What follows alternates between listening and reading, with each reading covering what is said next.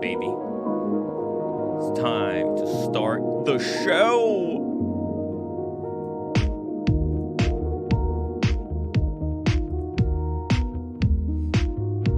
All right, I got a feedback going somewhere. What did I do wrong?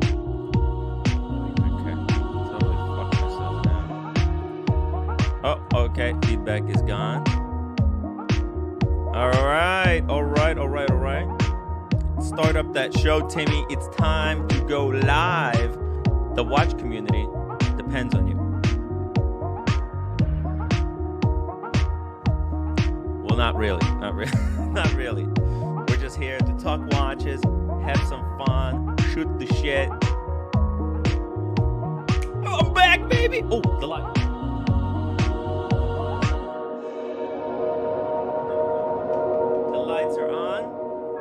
Start the show. Let's talk some wrist watches. Important guest will be on the show later today in about an hour and a half. So we gotta just find something to talk about in the meantime. Maybe something that's relevant to the conversation. So let's keep going. I still want to stay on the topic of Monaco Legends auction.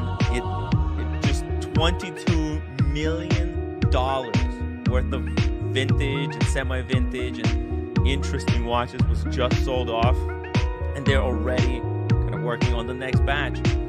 So I am curious at going into this catalog, analyzing everything that's gone on, and try and see what can we do with our collections to best prepare for the future that's coming ahead.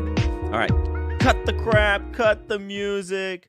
Let's freaking go. Let's go. Let's say hello to the chat, baby. Hello to Tim G. Tim G, how you doing? Looks like he's on a vacation again. We got, Tim, baby. We got JMB in the chat. Let's go. Let's go. Thank you so much, JMB. Always awesome to have your support. Great guy, really good guy. We need to talk some photography soon. Mr. Zero, what happened to yesterday's stream? Why make it private? It's not private. It's called members only. So this is something that I do to be able to pay for the show. Is that the shows are free to watch when they happen live, but then once in a while I'll make a show members only. It becomes exclusive to just those that make the show possible. So, Mr. Zero, I mean, I don't know if it's okay for me to ask, but like you sound like one of those super supporters. You watch the show all the time. Listen, man, if you want to help me out, it's just $10. And with the for the $10, you get WhatsApp group access. You get my number. If you need to chit chat, if you got a problem with me, you can give me a call and tell me to fuck off. It's all possible for just a $10 membership, guys. So don't be stingy. Don't wait. Most importantly, right? Because your support accumulates and it shows up as a different badge in the chat. That's how you know who is a loyal supporter. It all shows up in their different badges, and different badges show how long this person has been supporting the channel. Some people have been supporting the show for 3 years now. It's been a grueling kind of trek, but you know what? There's 3 steps forward, 4 steps back, 2 steps forward, 1 step back. Eventually, we'll make it work. You just gotta hang in. Thank you so much, Mr. Zero. Let's keep going here. Shout out to the Gash Man. It's interesting. The Piston Broke Club. Okay. Pretty cool. G Godwa. Hey, it's careful there. The Watch Apprentice. Very good to see it. The Watch Apprentice. Shout out to my boy, the legend, Mr. Mustang Grick. Hello, Dirk. Really enjoyed Fashion Police yesterday. You were spot on as usual. Hey, I don't see where Dirk is in the chat, but shout out to Dirk. Dirk is a freaking legend of a watch community. and Oshin O'Malley as well. Oshin, number 1, Dirk probably number 2. 209, The Dark Side. Yeah, the dark side is dark. The Green Table, welcome to the show. I'm here for the jokes by Cat named D, the Daniel Katz. Daniel Katz is an absolute legend. We got Prada 38.5, reminding everyone to bang your watch. I'm serious, guys. If anybody is insane enough to do the swap with the roommate, you're going to get a lot of kudos. So kudos, you can only get that kind of kudos here on the Tim Wright Show. Whoa, speaking of kudos, we got Oyster 27 sec. Thank you so much. He says just home from work, now beer, Rolex and watches. Let's freaking go. Thank you so much, Oyster. Welcome back home. Just sit down, relax, chillax. Let's talk some watches. Let me know what you guys are interested in. If you want me to pull up any particular lot, you just let me know. If there's a kind of a watch that interests you, maybe I can find it on the auction that went down. I want to mainly now kind of just scroll through and explore different stuff and the prices that it fetched, and try to understand why certain watches went for crazy money whereas others underperformed. Mal says, I'll up the membership. Let's go. Up the membership. By the way, if you have trouble finding the link to become a member, I'll just drop the link in the chat, and you can guys become members, upgrade your memberships, show your support. Now is the best time to show the support. Now I need it the most. So cheers. If you were waiting to help out Timmy, well, let's just say now's the time. Now's the time to help.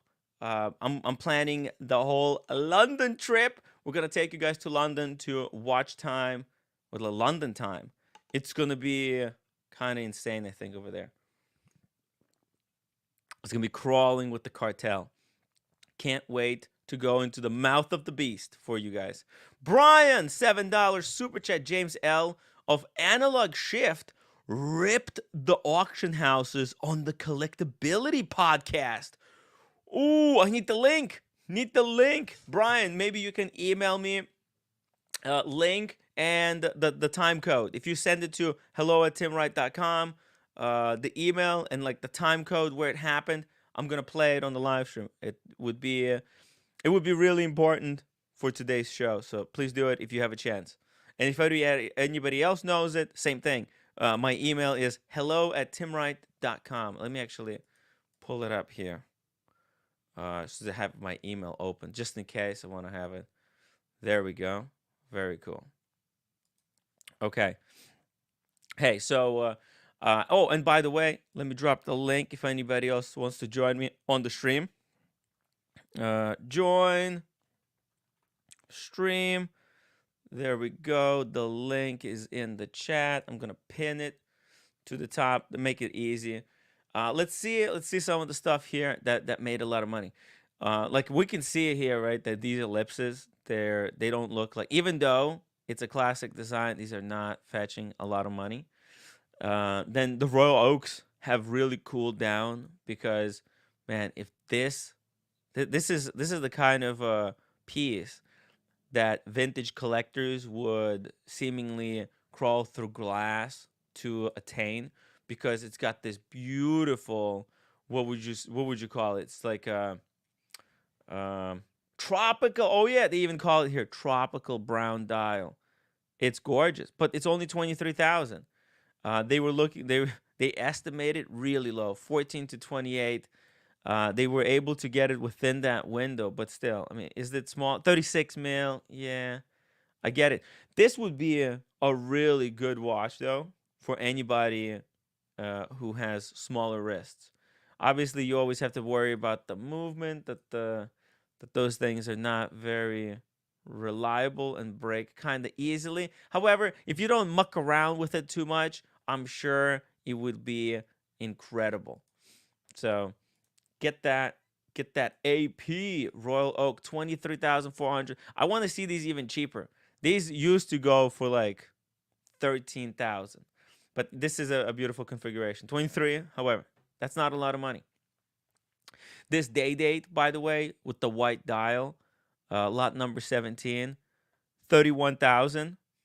It's pretty good, but it's not insane money. Now, this is what we're talking about. 97,500 for this Rolex chronograph.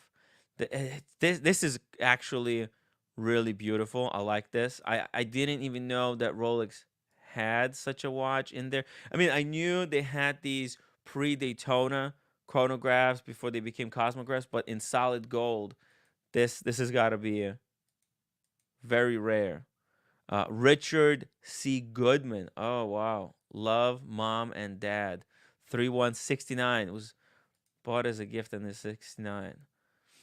Sought after and well preserved, the pre-Daytona manual wristwatch in yellow gold. Oh, it must have been a pain in the ass to just like even wear this watch, because if it's a manual wind chronograph, it's still got a screw down crown, so you have to unscrew it, wind the movement. That winding probably would last 2 days, and then you screw it down again and you wear it for 2 days, and then you have to repeat the process. If it's your only watch, no big deal, but it could get a little bit frustrating. It is an interesting case design, very different, very Carrera, I would say, right? You could see it, man. The dial actually, holy crap! I don't know if you guys can see it, but to me, this has all the hallmarks of the Carrera. It's just with the Rolex crown and Rolex font on it. Let's see. Where did they get the movement? If a caliber 772, but what is that? What is that movement?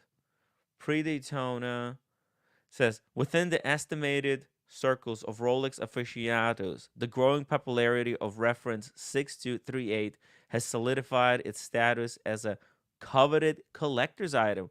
Produced from the early 1960s to 1967, the reference 6238 earned its moniker as the pre-Daytona, paving the way for the subsequent models by relocating the tachymeter scale from the dial onto the bezel. Notably, the pre-Daytona stands out as an inaugural Rolex chronograph featuring a silver sunburst finish dial, officially termed the Cadran Soleil Argente. I have no idea what that means. Something fancy schmancy though. Let's get, speaking of fancy schmancy, get that red shovel on. Get the red shovel on if he's available. This innovative, I can't even pronounce this freaking word. Innovative dial provided the ideal background or backdrop for the newly designed hands. Let's see, what did those hands look like? These were new hands. They look like the Datejust hands, what went on at least to become hands. And by the way, the chronograph hand on this pre-Daytona is identical to the way the modern one is. So that's withstood the test of time. Here we go. The rarity of quality reference 6238, which elevate their allure, and the present specimen ranks among the most exclusive, attractive, and well-preserved examples to grace the auction market. The distinguished three-body case in yellow gold retains its factory finish, original proportions, and crisp edges, showcasing minimal signs of wear. Okay, well, there you go. That's this specimen often is deemed as the holy grail among the true watch enthusiasts. I don't know about the holy grail, but it is an interesting look at what was the pre-Daytona. What do you think, guys, if Rolex brought back such a chronograph? Would that be something? Imagine a Rolex chronograph with the tachymeter on the inside and then the fluted bezel on the outside. That could, I don't know, it might actually disintegrate the planet, but I digress. This one is pretty cool. 97,500. I don't know. I don't know. I think for what it is, I just don't know how many of these are there available in 37 mil case size. It's pretty cool. I don't like that this was, you know, who's Richard C. Goodman? I don't know who these people are. Who are the Goodmans? This is the double-edged sword of having a watch with engraved case back. It's cool if you know who this was, but it's not very cool if it's somebody a stranger. Shout out to Kevin Hawthorne, who's coming to us from Lakeland, Florida. Red Shovel saying, hopefully not Glen Morangi. Okay, what you drinking there, Red? I almost stopped by the liquor store and got myself a bottle of 19 Crimes. Oh, damn it. The roommate is gonna kill me. I forgot the bagels again. Oh no.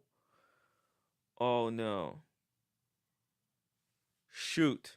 Shoot. This is not a good thing. She will kill me. DC in LV says mom and dad were amazing to give such a gift. Yes, right? Think about it. This is an incredible gift. It is unfortunate that whoever this was, that they had to sell it. But you know what? The family, if they really like this watch, they probably will be able to get it back, or they could have tried if they needed to. Listen, it is what it is. Um, it is very sentimental piece. I don't think it was worn much because you could see here, like that's the danger of gifting a watch as well, right? Maybe somebody's not a watch person, so then they'll. But you know what? At least he was able to sell the watch, get the money, and who knows what he did with the money, right? Maybe he was able to open the business, right? That's what you hope. But think about it. In 1969, jeez, it is well preserved. Look at the clasp. The crown is perfectly defined. I wonder if this was just sitting in somebody's safe for like what 70, almost 70 years. Yeah, crazy. Let's see. What do we got? What do we got here? What's going on? Awesome Pawn says link for Red's U-boat. That was the first thing that me and Red ever spoke about. It was U-boats. He was a huge U-boat collector, and I remember walking through the woods on the phone. I was doing a hike, and I was on WhatsApp. We were just chatting a little bit about U-boats. I was like, man, this guy loves his U-boats. And I think I might have had a U-boat, but it's such a it was not very memorable watch. I got it I or maybe it wasn't even a U-boat. I think I got a diesel. Like a diesel brand. It's supposed to be like this super edgy, cool brand for cool guys. Well, I think they made a watch and they were selling it on this website. And I picked it up for like 20. I think I picked it up for like 80% off. And then I wore it, it broke. I had the battery changed, and then I sold it and actually made money on it. It was ridiculous. I think I bought it for like 900 and then sold it for 1,000. It was nuts. It was nuts. Lord Fleck says, buy this watch named after a boat that killed your grandpa. Great name. Damn. Speaking of my grandpa, Daniel Katz, $7 super chat for bagels now. Hey, Daniel. Thank you so much. Yeah, I forgot. I knew I had to pick up the bagels. I was there. I was on the way to go and pick them up, but it was. Let me put the cash in my wallet. Oh my God. It's just I didn't have cash. So here we go. I'll just put a little bit of cash. I have like some cash stored at home because you never know when you need cash. And 80 US. 80 US is all I got. So Red Shovel is never going to live that down. We were at the dinner with James, and they were collecting money to pay for the dinner, and I had no idea how much it cost. I was trying to, I don't know, keep it under budget. With me, cash wise, I only had 80 US. So I said, hey, I could contribute right now 80 US, and then let me know how much I owe you later. Yeah. Hey, Daniel, welcome back. Well, I'm back, but I'm not back. I'm still eating. So I'm Oh here. yeah, sure. I'm going to shut down partially, and I'll Okay. eat and come Yeah, back. you can eat. You can eat, and then if Order the anybody else wants to bagel. join, yeah. And then when are you eating a bagel, by the way? No. How do you I'm like not. eating your bagel, by the way? It's Passover, but I'm cheating left, right, and center. You're supposed to have matzah. Oh, oh, really? It was like just matzah as what, like with something, or just only matzah? Well, with other stuff. Yeah. Oh, I get Unleavened. it.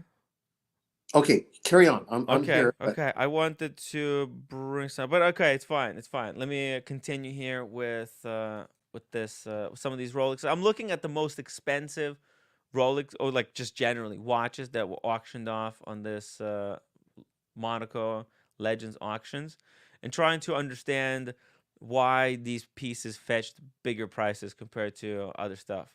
Like, look at this, Daniel. This spells the end for Pepsi, because a specimen like this for 18,000 euros, that's just it's a downright criminal. I mean, look at the beauty here. the bezel hasn't been changed. No, it's original bezel, and look how it patinaed. It's this bright blue, bright cherry kind of red. The Jubilee bracelet, it's papers, right? Everything. It's even sticker on the back. Look at this box, papers, Yep. Yeah. anything you want. Look at that Uh, does beauty. does Humble Pine have one of these? I forgot. He's got the Coke. Okay. DC NLV says the bracelet looks tired. Yeah, not very tired, I think, because yes, it's a hollow. Oh, I'll just mute you there, Daniel. You finish up the food. Uh, yes and no. I think because it's solid. Sorry, it's a hollow center link. As you can see here, you can see straight through the links. So it's going to be naturally more jingly, jangly, janky. Oh my god, it looks extremely jingly, jangly. But I don't think actually it's as tired as it's making out to be. You know, for such an old watch, it probably wears like perfection, right? Wicked stretch. Jesus. 209. It's a wicked stretch. The bracelet is stretched out. All right. Well, look, they don't have a good shot of how bracelet is stretched, but yeah, it's basically it's fucked. But that's the charm of it. I don't think it's going to like fall off your wrist because it's still kind of clean. It's not just trashed. You know what I mean? It doesn't have too many gouges in it. I like it. It's a kind of a decent condition. Look at the sticker. How could bracelet be as fucked up as people claim it is if there's still sticker on the back? Like I think it's more preserved. It's a little bit more preserved than I think we give it credit, okay? Let's see. Let's drop the link for Watch Gringa. The awesome pawn says link for Watch Gringa. The link is pinned. If she wants to join anytime, it just needs to be repinned. Yeah, I think a professional can just rework it a little bit, readjust it. But other than that, I think 18,000 for a vintage that you will never be able to replace. That's pretty crazy. I mean, what would you get? A brand new one? Brand new one. What does a Pepsi cost right now on European watch company? Let's see. Pepsi. Is there one? Let's pull it up. Let's see. Here we go. Uh-oh. Uh-oh. Oh, whoa. There's one for 15 even. White gold one is 35,000. Oh shit, look at this one. GMT Master. Oh, this might be even better. Oh wow. European watch company has a really nice one. Oh, they even show the movement a little bit. Let's see. The movement looks a little bit worn out. But look at the bezel. Very similar condition. Huh. I don't even know what to make of it. It both look fantastic. Hey, we got G-Shock Fan Man. G-Shock Fan Man, welcome to the show. Hey Tim, you're right. Good evening. Yeah, I'm fantastic. Good evening. Welcome to the show. Thank you for hopping on. You're welcome. You're welcome. I'm not going to be able to stay for too long because I'm in the No, UK and I have to go to work tomorrow. But I thought I'd come in and say hello. yeah, come in, say hello. I'm going through some of these lots on Monaco Legends auctions. We're looking at the Pepsi right now, vintage Pepsi. Nice. What's your take on the whole hype surrounding Pepsi? Are you interested? Is this something one day you would get one? Are you more of a vintage or a new Pepsi type of guy? What do you think? Or are you I'm more. just hate the whole fucking thing?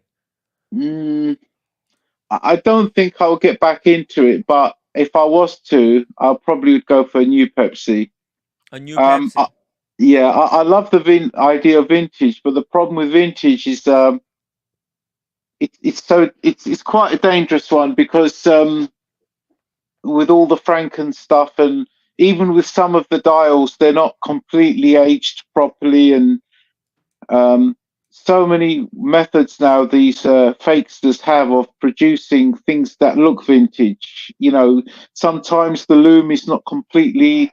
You get some dials where the loom looks all even and it looks aged, but it isn't. It's the better vintage dials are where the loom is slightly uneven, where it just looks more Yes. authentic. But it's difficult with vintage. You see, with modern, you buy it from an AD and you know what you're buying. But with vintage, and the thing is, these watches are so old that I really am skeptical that all of the parts are all from the same watch. I mean, they could all be from. It doesn't matter. I mean, if it's the right parts for the right Right. model, it's fine. But You know, it's difficult. yeah, there's a lot. If you're gonna get vintage, I think what you're saying, you can't cheap out. You do have to spend a little bit more in order Yeah, to make sure that you're getting everything that's matching. Because often exactly, what happens, this watch will go on service, and then hands or a dial will get swapped, and then what you exactly. get is the different loom. Loom looks different on the. And also, Yeah, same thing with this watch. This is not going to last, right? So if you no, want this kind of look, you get it, and guess what? Over time, eventually, it's gonna happen. That loom is going to fall out from inside mm, those Mercedes hands.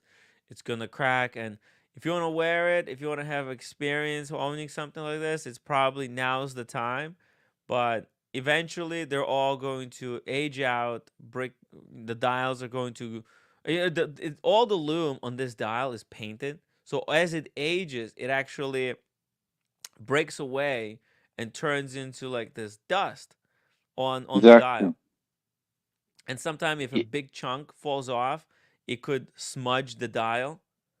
And I've seen Mm, this happen. Actually, there's a watch that I was looking at. It was somebody's watch, or maybe it wasn't somebody's watch, or they were just showing me a picture.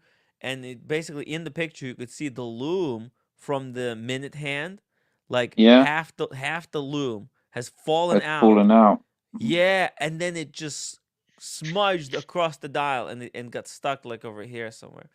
It's tough. These watches are tough, and you know what? But you know what? You have to wear them, appreciate them for the condition they're in while you're having them, and then if something, falls out and smudges, then you have a choice. You either continue it like that, continue, and see where it goes, how it will continue to change naturally, or you get it swapped out, serviced and re-upgraded. But obviously, they're not going to put the same dials anymore. If they service this watch, I think they replace it with a modern dial. Like, They do. They'll put a service dial in. The thing is, I mean, the hands aren't so bad. The, yeah, the hands you expect, but the dial itself, you don't want the dial to get messed up. And I suppose if the damage does happen to the watch and you have to relume the hands at least, it's not the end of the world, but it's best for the watch to wear its damage. It becomes difficult when people try and recondition the dial or do a redial or repaint the dial, or it's just with vintage, it's just a big no-no. I mean, there's this place in London, I don't know if you've heard of it, hmm in the Burlington Arcade. Paul Thorpe knows where this is, and oh it's yeah, an official Amiga boutique, but it's a vintage one, and it's owned by Amiga, I think. And what they do is they take a vintage watch and they Amiga repaint the dial. But then an hmm actual collector will not agree with that because they're using modern techniques. It's not from, because when these watches were made in the 50s and 60s, they were more like what these independent watchmakers are doing now. They were actually at the table. They actually had tools and they were doing it by hand. There was a lot of handwork then because it wasn't automated as much. Obviously, not to the precision and the luxury of the modern day people like Recepi and all these people, but um, things were less automated back then, so all the practices were different. right, It's a fascinating subject. It's horses for courses. It really depends on what you like, what the individual likes. Everything has a worth to somebody. They'll pay what they think it's worth. yeah, right. Yeah, Yeah, no, and that's the best thing to do. Kind of just explore what the different options are. There's really no wrong way to go about it, but we true. have to be a little bit more educated consumers. The price for the Pepsi Exactly. has really fallen, especially the vintage ones. I How much are think they now? 18,200 for this one, and on European Watch Company, look, there's two. There's one for 15,900 US. This is a wonderful specimen right here. This is Hmm. like a Pepsi of my dreams, actually. You know, like look at that. That is Yeah. just so sexy. 1972. Are the Well, hands that's my birthday. mismatched? Hard to tell. Oh, really? There Yeah. you go. How cool is that? I mean, Pepsi makes a great birth year watch, but I don't believe in birth year watches. So Yeah. let's keep going here. Let's see what other Rolexes went for a lot of money. Here's another one. This one, the Explorer 2, the very Two. first. Oh wow. Oh, Steve I was one. McQueen. Steve, yes, Steve McQueen. But also, because these dropped in price. They were Mm. really, really expensive. Then they fell down, and now I thought maybe they're picking back up. But it looks like this one went for 46.8 because it's Tiffany stamped. Wow. Yeah. Now, Tiffany stamp is pretty wild thing. Actually, I don't know if do you know about Tiffany stamps, G-Shock fan man? Um, I do know about the Tiffany stamp, but I didn't realize they did it on Explorer too. Well, they do it on watches that were sold through Tiffany and Co. Right? So Oh, right. Tiffany Okay. did sell Rolexes, right? They sold Mm. Explorer 2. They sold a whole number of these. But by the way, you know that Tiffany and Co. These Tiffany and Co. dials were stamped post Rolex stamp. What Oh, would so happen? Tiffany did it. Yes, yes. Wow. It's pretty crazy. But they would actually, and this is what John Buckley told us, because Tiffany is on Fifth Avenue over there, and not too far from the Jewelers District, the 47th Street, right? Mm. They're on 57th Street corner, and Diamond District is 47th Street, 10 blocks down. Right. But Tiffany would actually get these stamped at the jewelers. Mm. And this is what like Steve Buckley explained. Steve Buckley? Okay, I forgot. Well, let's just say Buckley. Tuscany Rose on Instagram. John Buckley. Why am I saying Steve Buckley? Jesus. John Buckley. He explained The that famous guy, the one that you met, right? Not Buckley that used to be on the stream. John Buckley, the Vukum Buckley. You know Okay, Vukum okay. boys? Is that the grey market dealers? Well, he's the of the Buckley Dial. Have you ever heard of Buckley Dials? Not loosely, not complete. Explain Rolex it to me. Buckley Dial. Rolex Buckley Dial. Have you ever heard of such a thing? No, explain it to me. Rolex Buckley Dial. I'll show you. This Right. is a Rolex Buckley Dial, or like this is what it was nicknamed after John Buckley, who he worked a lot in the Diamond District, kind of it's his words, slinging Rolexes. It was kind of a gray market flipper from the OG days before there was websites, before there was Houdinki, right? During the times of blogs Oh, I see. and It was a. forums. Is it Yeah. is it a Rolex made Buckley dial or is his version of it? No, this is it's just a name that he gave or was given to them because of its unique print. It's a unique number of dials. So All right. Buckley dials, they're all known for the fact that they have basically crown at 12 o'clock and then Mm. Roman numerals printed on the dial. The way that it's printed here on the white, but there are different colors. There are all these different colors of Buckley dials. Let me Did show they you. come out of the factory, Rolex factory like that? Yes, their factory. It's just Their like factory. a Okay. moniker. See, like this one. This would be considered a Buckley Right. dial. You see? Yeah. Yeah, Got because it's ya. printed. It's not applied. Right now, there's like Mm. deconstructed Romans. Right. So we call. You know what a deconstructed Romans are on the dating. Yeah. Is that where they're not printed? So where Yeah, they're printed. they're kind of they're made of sticks and they're put together out of sticks. Right. And Okay. and this is like the earliest, I guess, iteration of that, where it's just printed on the dial.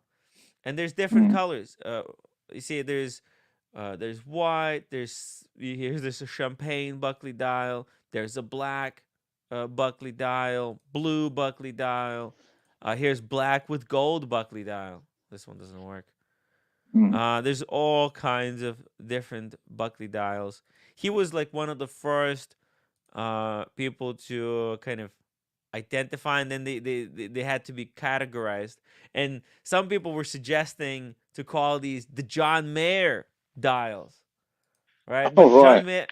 John Mayer eventually got his own watch because John Mayer was actually in these forums from early days. He's the OG. He's like an OG watch collector. Yeah. A The lot of people guitar, don't know. guitar guy. Yeah. Yeah, so Mm. this almost became a John Mayer dial, but Mm. obviously John Mayer later got the Daytona, the yellow gold green dial Daytona. But yeah, Mm. vintage is tough. Tiffany is tough as well. This Tiffany dial is really cool. Obviously, this is done by Tiffany uh post manufacturing. What I hope for is that does it come with a Tiffany receipt? Because if it doesn't come with like a receipt, then it's tough to know. What if this was? There's always a possibility that this could be a fake, right? Mm. And you have to be a million% sure I don't that think fake. It'll probably be Frank, and it'll be parts of parts. Oh, you mean the Tiffany part? Yeah, that the could be Tiffany anything. part, yeah, that's You the see, most dangerous that's the thing, problem. right? Because this Tiffany could have been stamped onto this dial 20 years ago. Mm. And A lot of these, gray market, these jewelers in the diamond district, right? They're given this Tiffany thing to stamp out. What's stopping them from putting a Tiffany on a couple of Nothing. loose dials that they have laying around their office while they're This doing is it? the problem. This is the problem. You have to be an expert, and that a lot of art comes into this as well. Mm-hmm. In that you have to know the fonts, you have Provenance. to know the shades of it. It's so difficult. There's an artistry to this that you need that skill, and even then, it's difficult. I mean, I remember when I had Amiga Vintage, and I took the one watch to from the Amiga forums. The Amiga forum is quite famous, but there was the watchmaker from that was on that forum, and he lived in London. So I took him a watch to service, Mm-hmm. and when I bought the watch off eBay, I wasn't sure if the dial was original. But he at first when he saw the picture, he said Mm-hmm. it's not original. But then when he took the watch in to look at it, and Uh-huh. I met him at his place where he worked. He then Uh-huh. looked at it. He changed his mind, and he said it is original because he looked at the shading of the dial and blah blah blah, In and it pictures, you was can't really tell. you Sometimes pictures can't, create a can't certain illusion. Now, see here, exactly. I'm looking at this picture, and to me, just from the picture, it feels like the two prints are of different shade, but Yeah, they should be different shade because this was applied post hoc. But then still, it's it should be the if I same as the Rolex because it's the same time. well, no, no, no, the Rolex doesn't put Tiffany stamp on. Yeah, but the Tiffany probably doesn't do it. If Tiffany are selling that watch Yeah. new, the the time they put the stamp on can't be that far after Oh, it is when far Rolex after. made It's it. about a year after. It's Yeah, way after. Rolex but a puts the year's stamp. fine. A year won't make much difference, but 20, 30 years will make a difference. Right. But I think they might put it even like 2 years after. Or maybe at 1 year, maybe 1 year to 2 years maximum. But this could have been applied, Private 20 years jeweler. ago. Like imagine if this was Exactly. applied. You don't know. You don't know, and You that's don't why, know. like for me, it's all about. Let's see what. It's all Oh, there's on the back. There's speculation. something. Look at this. Mm.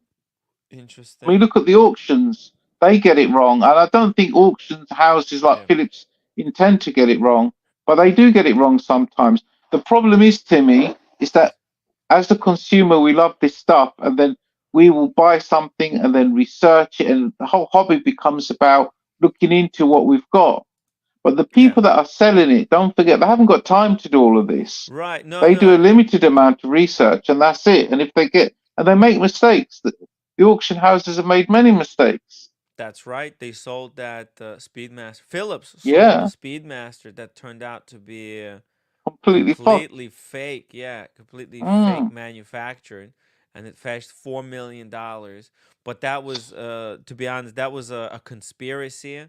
But mm, there were so many red flags, and Phillips, they took upon themselves to auction this watch off. They're taking what, like 25% from the sale of the watch. So they're not doing it for free, but mm. from 4 million, think about it, from 4 million, 25% is $1 million. I mean, how much does it cost to get experts to verify this shit? I don't understand what are they charging money for? Like, if I don't know how much Monaco Legends auction charges for their auction fees, right? But I'll tell you what, they made $22.6 million. Swiss francs, not Mm. dollars. Swiss francs. That's 26 US million. It doesn't cost. It's not going to cost. Okay, so and then they're going to. This is total earnings, right? So this is not. They're not keeping this as cash for themselves, Probably obviously. political as well. No, but let's just say they keep 20% out of Mm. this, just to be generous. 20% Yeah, out of 22 million. What is that? That's like 5 million. They're gonna get 5 million. Yeah, yeah. 5 million. 20%. 5 and change. Well, they could for 5 million, and they could hire a number of experts to go through this stuff. I don't see what the Yeah, problem is. don't know. So it's not like they don't have money or the resources. They could do it. I think this is like people are very quick to excuse the auction houses. Oh, they can't check everything. Well, but why are people trusting them then? Like the whole point of buying from an auction is that auctions are supposed to source from reputable sources and give us watches that we should know 100% are as described, and then if they're not, then they should be able to do some kind of a refund if it turns out that it's not true, because right, like that's the whole point of the auction. They should have insurance. It's all should be covered. Yeah, Otherwise, why are they charging 20%? true. What happened with that fake Speedmaster then? What did they do? Fake Speedmaster? Yeah, did the people get their money back? You For know, the in the fake. auction, you said the fake Speedmaster,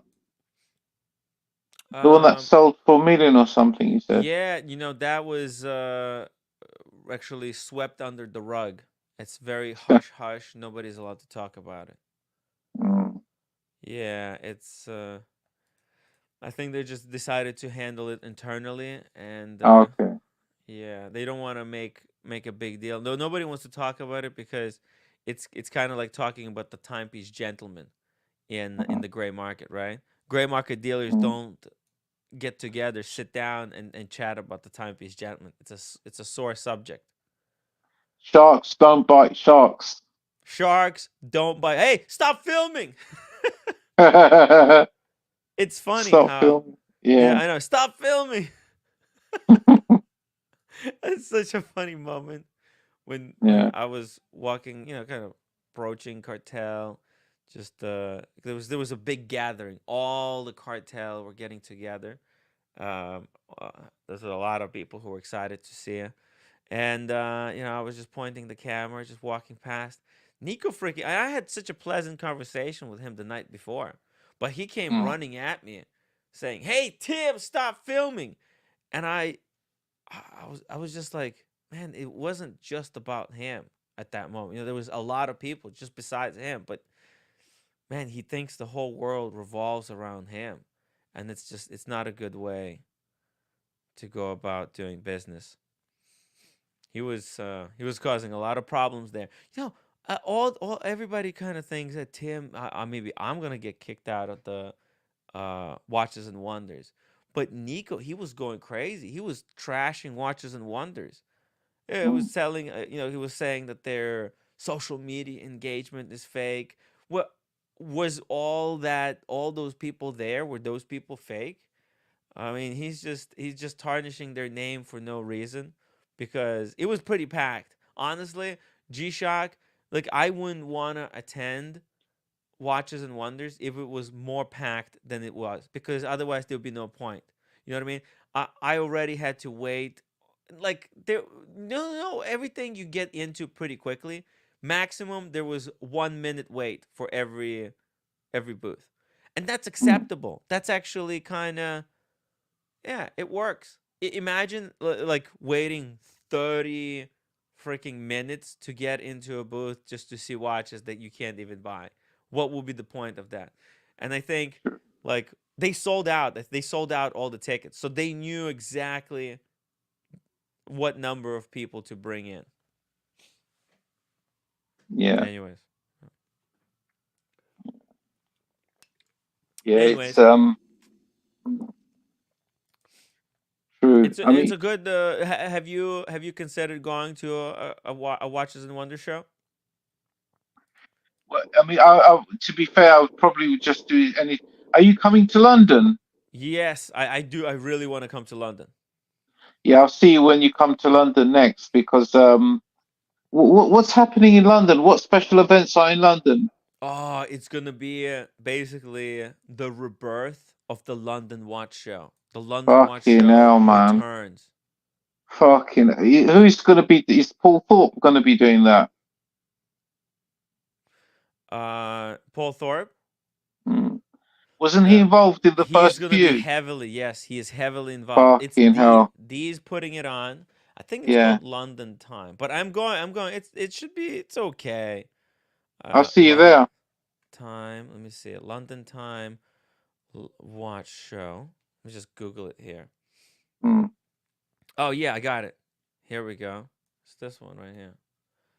London Time, Saturday 15th and Sunday. 52 days to go. Wow, time is running out.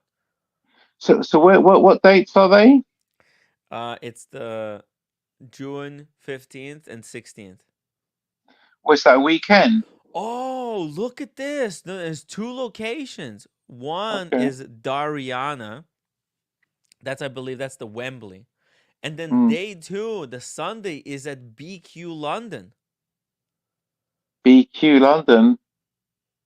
What you mean? Yeah. You mean BQ watches? Yeah, BQ watches. Fuck me, dude. Kind of Yeah. bullshit is that. Well, we'll go. We'll go. Let's We'll go. yeah, let's just hang See, out. BQ watches is near where my parents live. I live in Surrey. I don't know if you know London. You got Central London, and from Central London, from where my flat is, I live in Surrey, so I live further down south. I live between London and Brighton, basically. So I could get into London fairly easily. Where are you going to be staying in London? I think I'm gonna stay in Soho, the gay district. Okay, so you want to be right here. You want to be right in London. I was going to say you could if you want a place to stay, you could stay with me. But the Hmm. thing is, from my No, it's too flat, far. It's too far it's to too go. far. It's Yeah, too and the far to roommate wants go. to come as well. I Oh, wish I fair enough. could. No, no, Okay. next time. Next time, and we'll go to Brighton. We'll actually go to Brighton together. Because apparently there's a queue of people that want to kick my ass. Oh, Andy Bins. Yeah, he sent me a message. He said, "You coming to London?" I'm like, "Yeah, why?" He said, "Don't do it. There's a queue of people. It's not me." He said, "It's not me that you have to worry about, Timmy. There's a queue." He's, he's he said, Paul Thorpe. he Yeah, said a queue. Paul Thorpe really showed his colours, huh? Oh But my God. You talking yeah, about the protest earlier today? what protest, He was at the he was doing a live stream from some kind right? of a crazy protest. There was like they were fighting police and they were really nice at the same time. What, physically fighting police? Yeah, you didn't see it? It was off No, the you know what? rails. That guy's gone crazy now. I don't want to get involved with him anymore. He's a crazy guy. I You know, don't I watch was it. It's too far. It's yeah. too He's far. too He's far. gone. He's too far gone. I don't know what crazy direction that guy's going in now. I really don't. Dude. You know, I was actually in one of Paul Thorpe's videos when he first started making videos. I think it's actually still on the website. There was a Re- time when I had an Explorer 1 and I went yeah. to Paul Thorpe because I bought it from the grey market and I wanted him to look at it to make sure it was okay. Yeah. And he actually did a video with me as a return favor to promote him.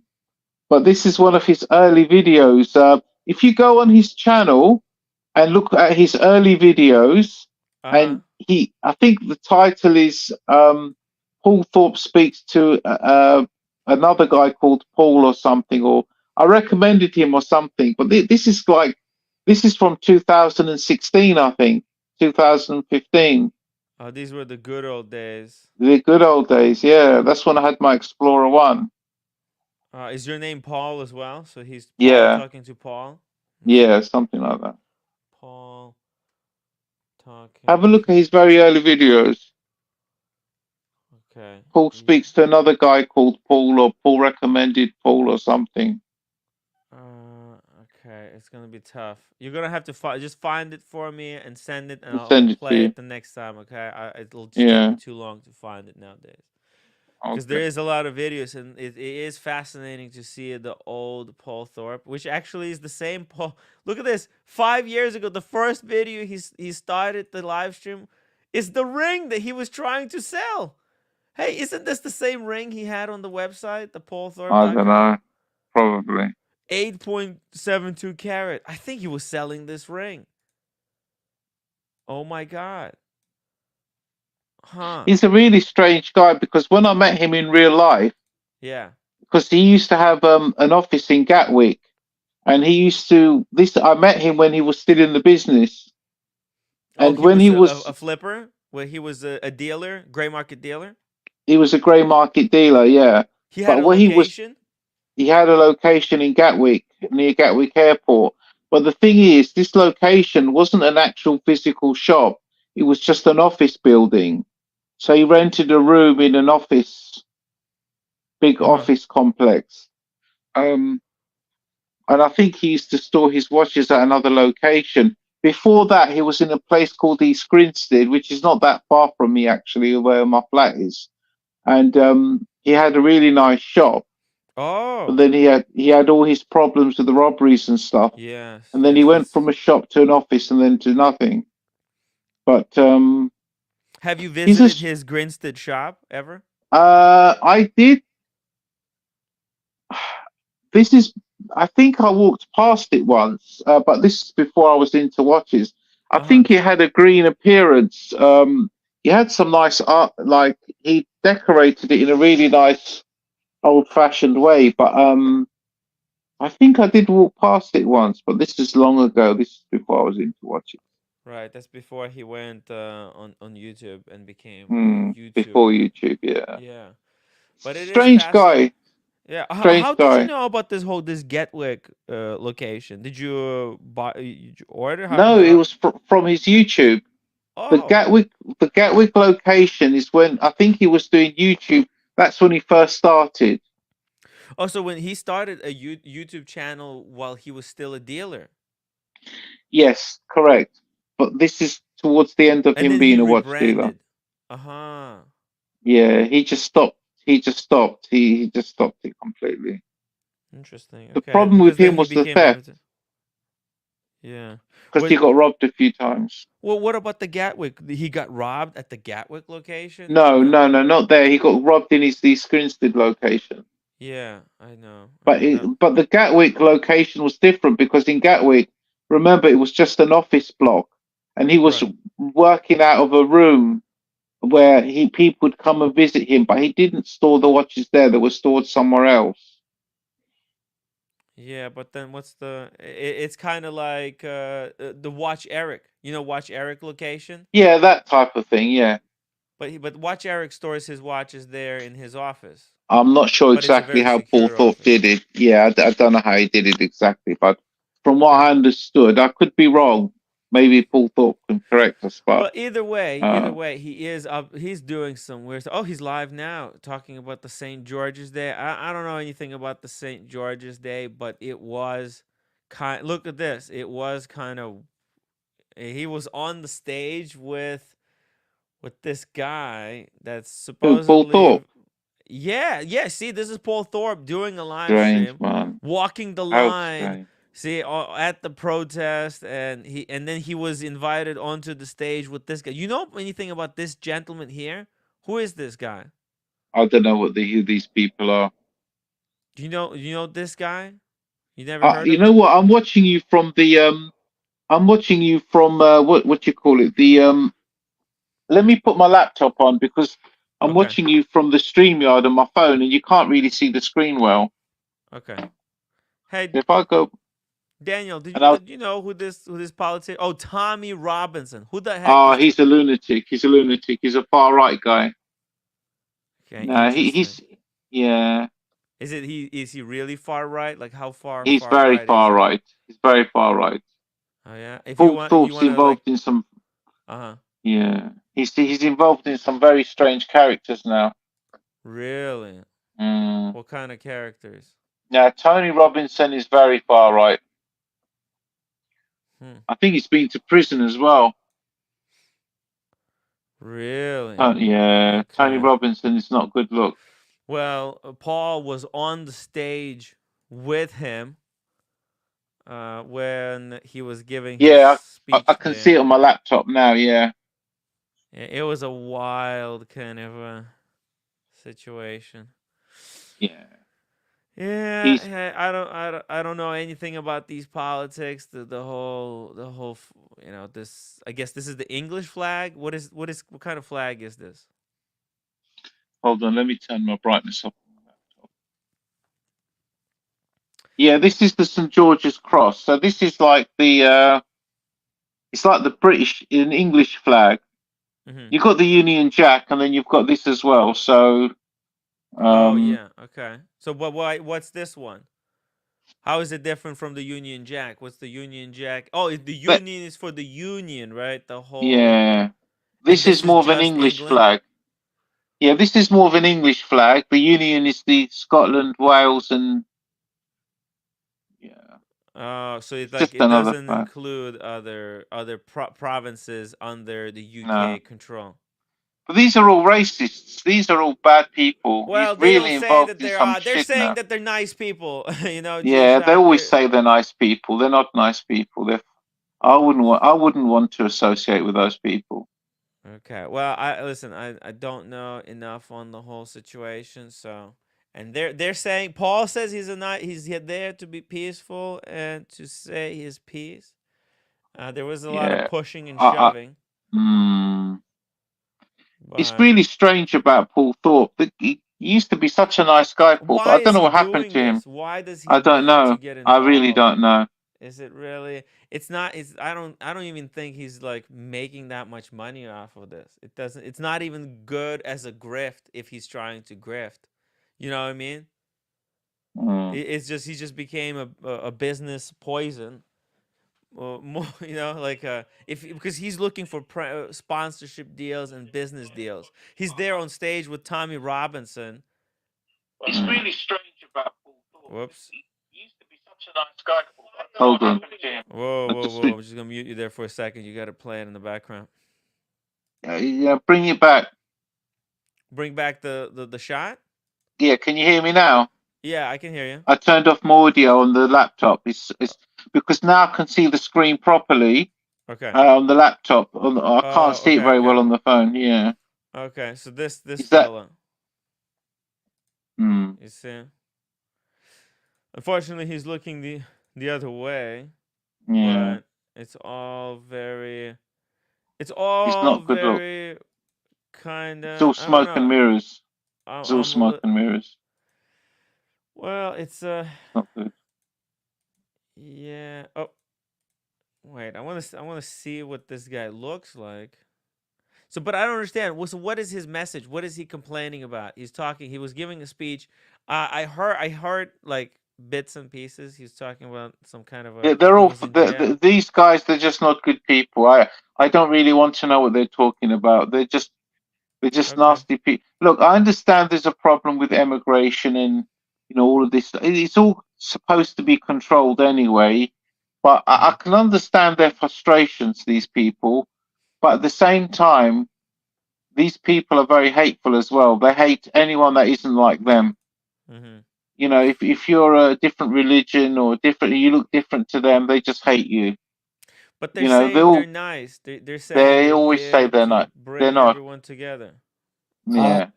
I Hey. just I ate and I just digested and had my brushed my teeth. So off watch. Daniel did his whole routine Yeah, while I we did a were whole routine talking off. without annoying watch fan. Look, I was in the Greek islands Uh huh. before I knew Tim. As a matter of fact, Tim was a wee spot in the universe back then.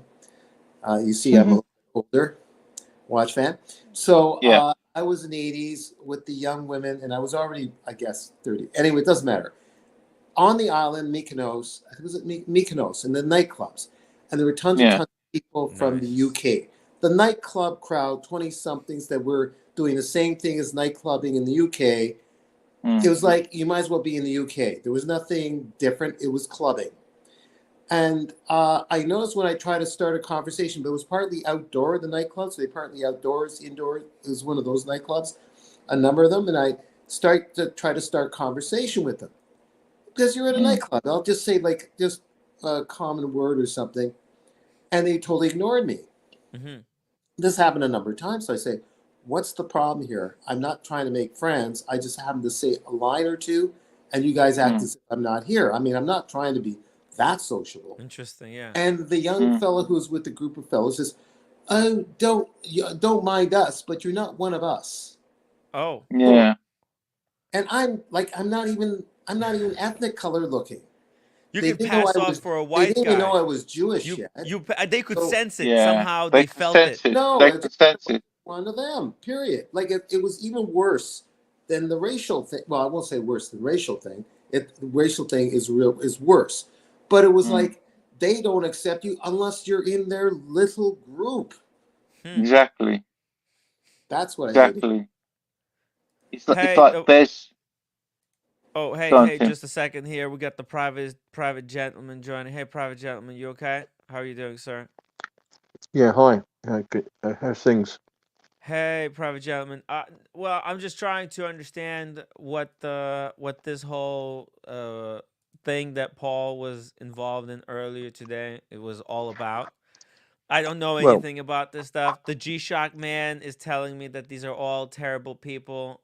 Paul was saying that they're all nice people. And what take do you have? if you want to know about the guy that you were talking about on the stage, Uh-huh. read the Wikipedia. It's quite Okay. long. Okay. Yeah, it's all there. It's not his real name, but I mean, read it. It's pages and pages of it. Tommy Robinson. Yeah, read it. Just type in the wiki. Okay, let's see here. Top stories. Tommy Robinson case thrown out over incorrect police paperwork. UK No, you need court. to read the Wikipedia.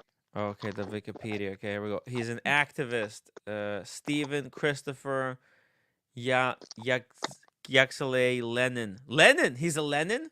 Oh shit. Yeah, his stepfather was Lenin. His stepfather was Lennon. Actual Lennon. Lennon. No, not him. Not the No. Russian guy. Oh, okay. Oof. Okay, I thought it was stepfather was Lennon. No. He wasn't. The age generation doesn't work there. Okay. It's okay. All right. So it says, according to Wikipedia, he's better known as Tommy Robinson, an English anti-Islam campaigner convicted criminally and one of the UK most prominent far-right activists. He was a political advisor for UK Independent Party leader Gerard Button. Interesting. Robinson has been an active in far-right, but you know the far-right politics of UK are completely different from the far-right politics of United States. So it's all relevant too. But hey, listen, okay. What was he arrested for?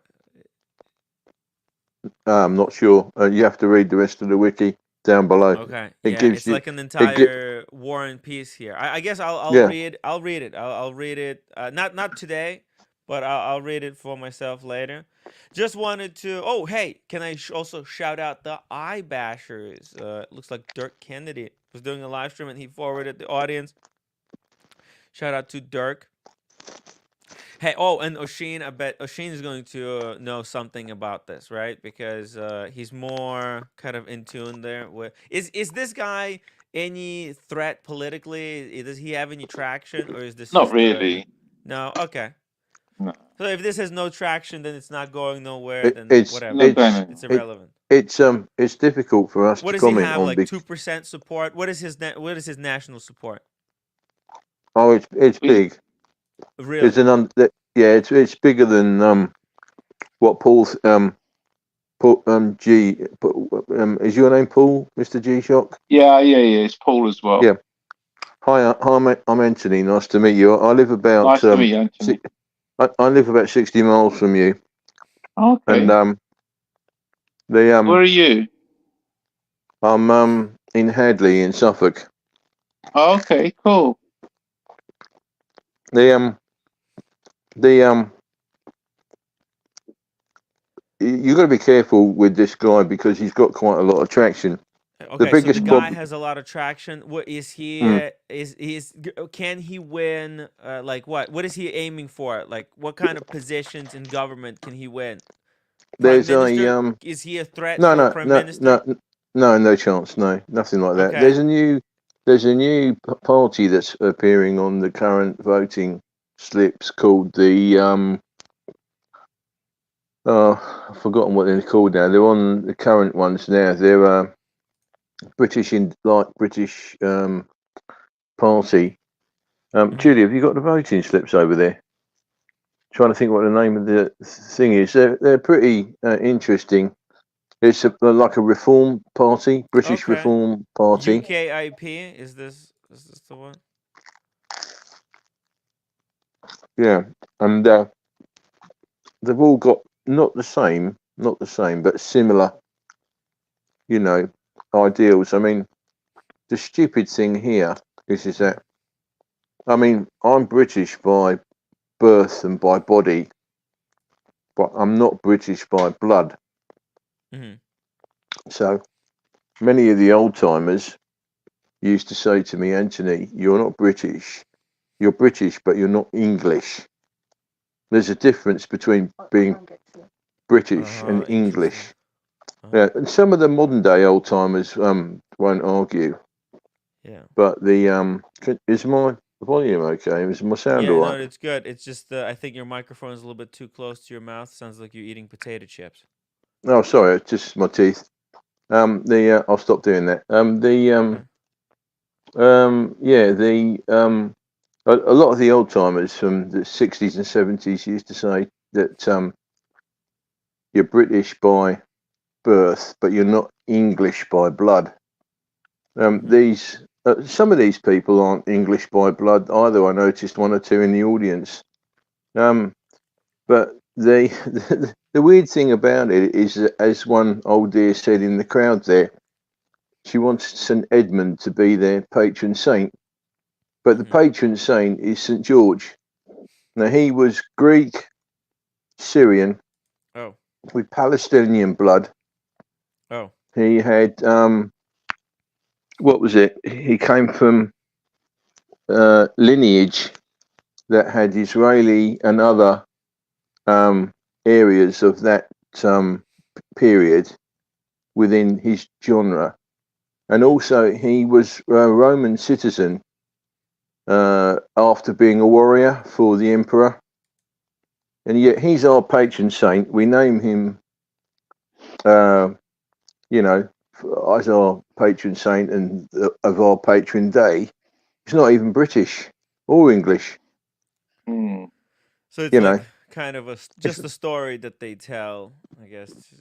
But here, by yeah. the way, here's a moment where Paul Thorpe gives a bit of a speech, alongside with Tommy Robinson. Let's just listen to a couple of words, Oh, I what missed he that has one. to say. Yeah. Yeah. Let's see.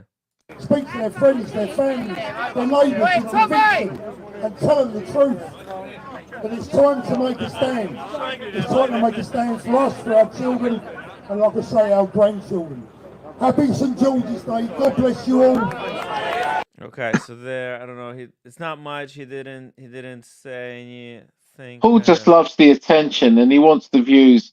I remember when he started doing this, and Hmm. him and that Danny guy that he's on the tube with, he was saying, "Well, we're getting the views," and they started laughing. Paul just loves the attention. I don't even think that Paul believes half of this nonsense anyway. I I don't get mean, it. yeah, he's just seeking attention. He's just bored. I don't even think he's making a huge amount of money from this. To be fair, I don't think um, I don't think it was that no, big of a. ah, But it maybe, like you say, maybe it's for him. It's not about the money there. Maybe it's one of those things that he actually kind of passionate I about. mean, He don't did. get I me mean, wrong. Yeah, I mean, there is a certain amount of how can I say? I don't know. You think maybe he's looking for a place in, like a party? Maybe that could be a possibility, right? Because if he has I just think big he enough, loves attention. just likes yeah. attention. I mean, he, I think deep down he's a nice enough bloke. Hmm. I mean, I've spoke to him before. I've met him. I mean, I'm like private gentleman. I'm not English by blood. Hmm. I'm British, but yeah, I don't know. I mean, What I is this think movement? I don't Paul's even all right if understand. you're What's right the with him. point? What's I the know there's point a of this problem with movement? immigration. There's a problem with immigration all around the world. I mean, What happened to there are Brexit? How problems did there. I'm this? not saying they're not, but I think Paul sees this as more successful than watch content, and he's getting more attention on his Yeah, YouTube. Yeah, And I that's yeah, think he's a definitely definitely. guy true. that likes to be successful in what he does.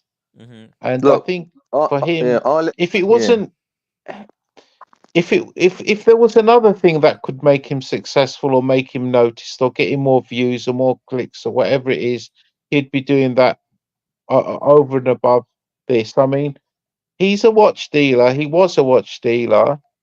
So he started doing a YouTube channel, and he got fed up with the watches because it's very different to being an actual physical watch dealer. And he's found something else that's getting him more attention. I think this is all that is. You know, Uh, I don't think it's anything else really. no offense to this topic, but I got to get something done, Tim. So I'm going to go. Nice Oh, meeting you, Shock Watch fan, and the watch. My colleague in the bottom. I can't read. I can't remember watch time.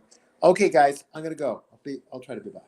hey, we'll see you back, Daniel. We just kind of deviated to this subject because we No, have two British people on here, no, and no. this live stream was absolutely fucking insane, Daniel. I mean, Mm, as a huge fan of Paul Thorpe, I love seeing what the guy is about.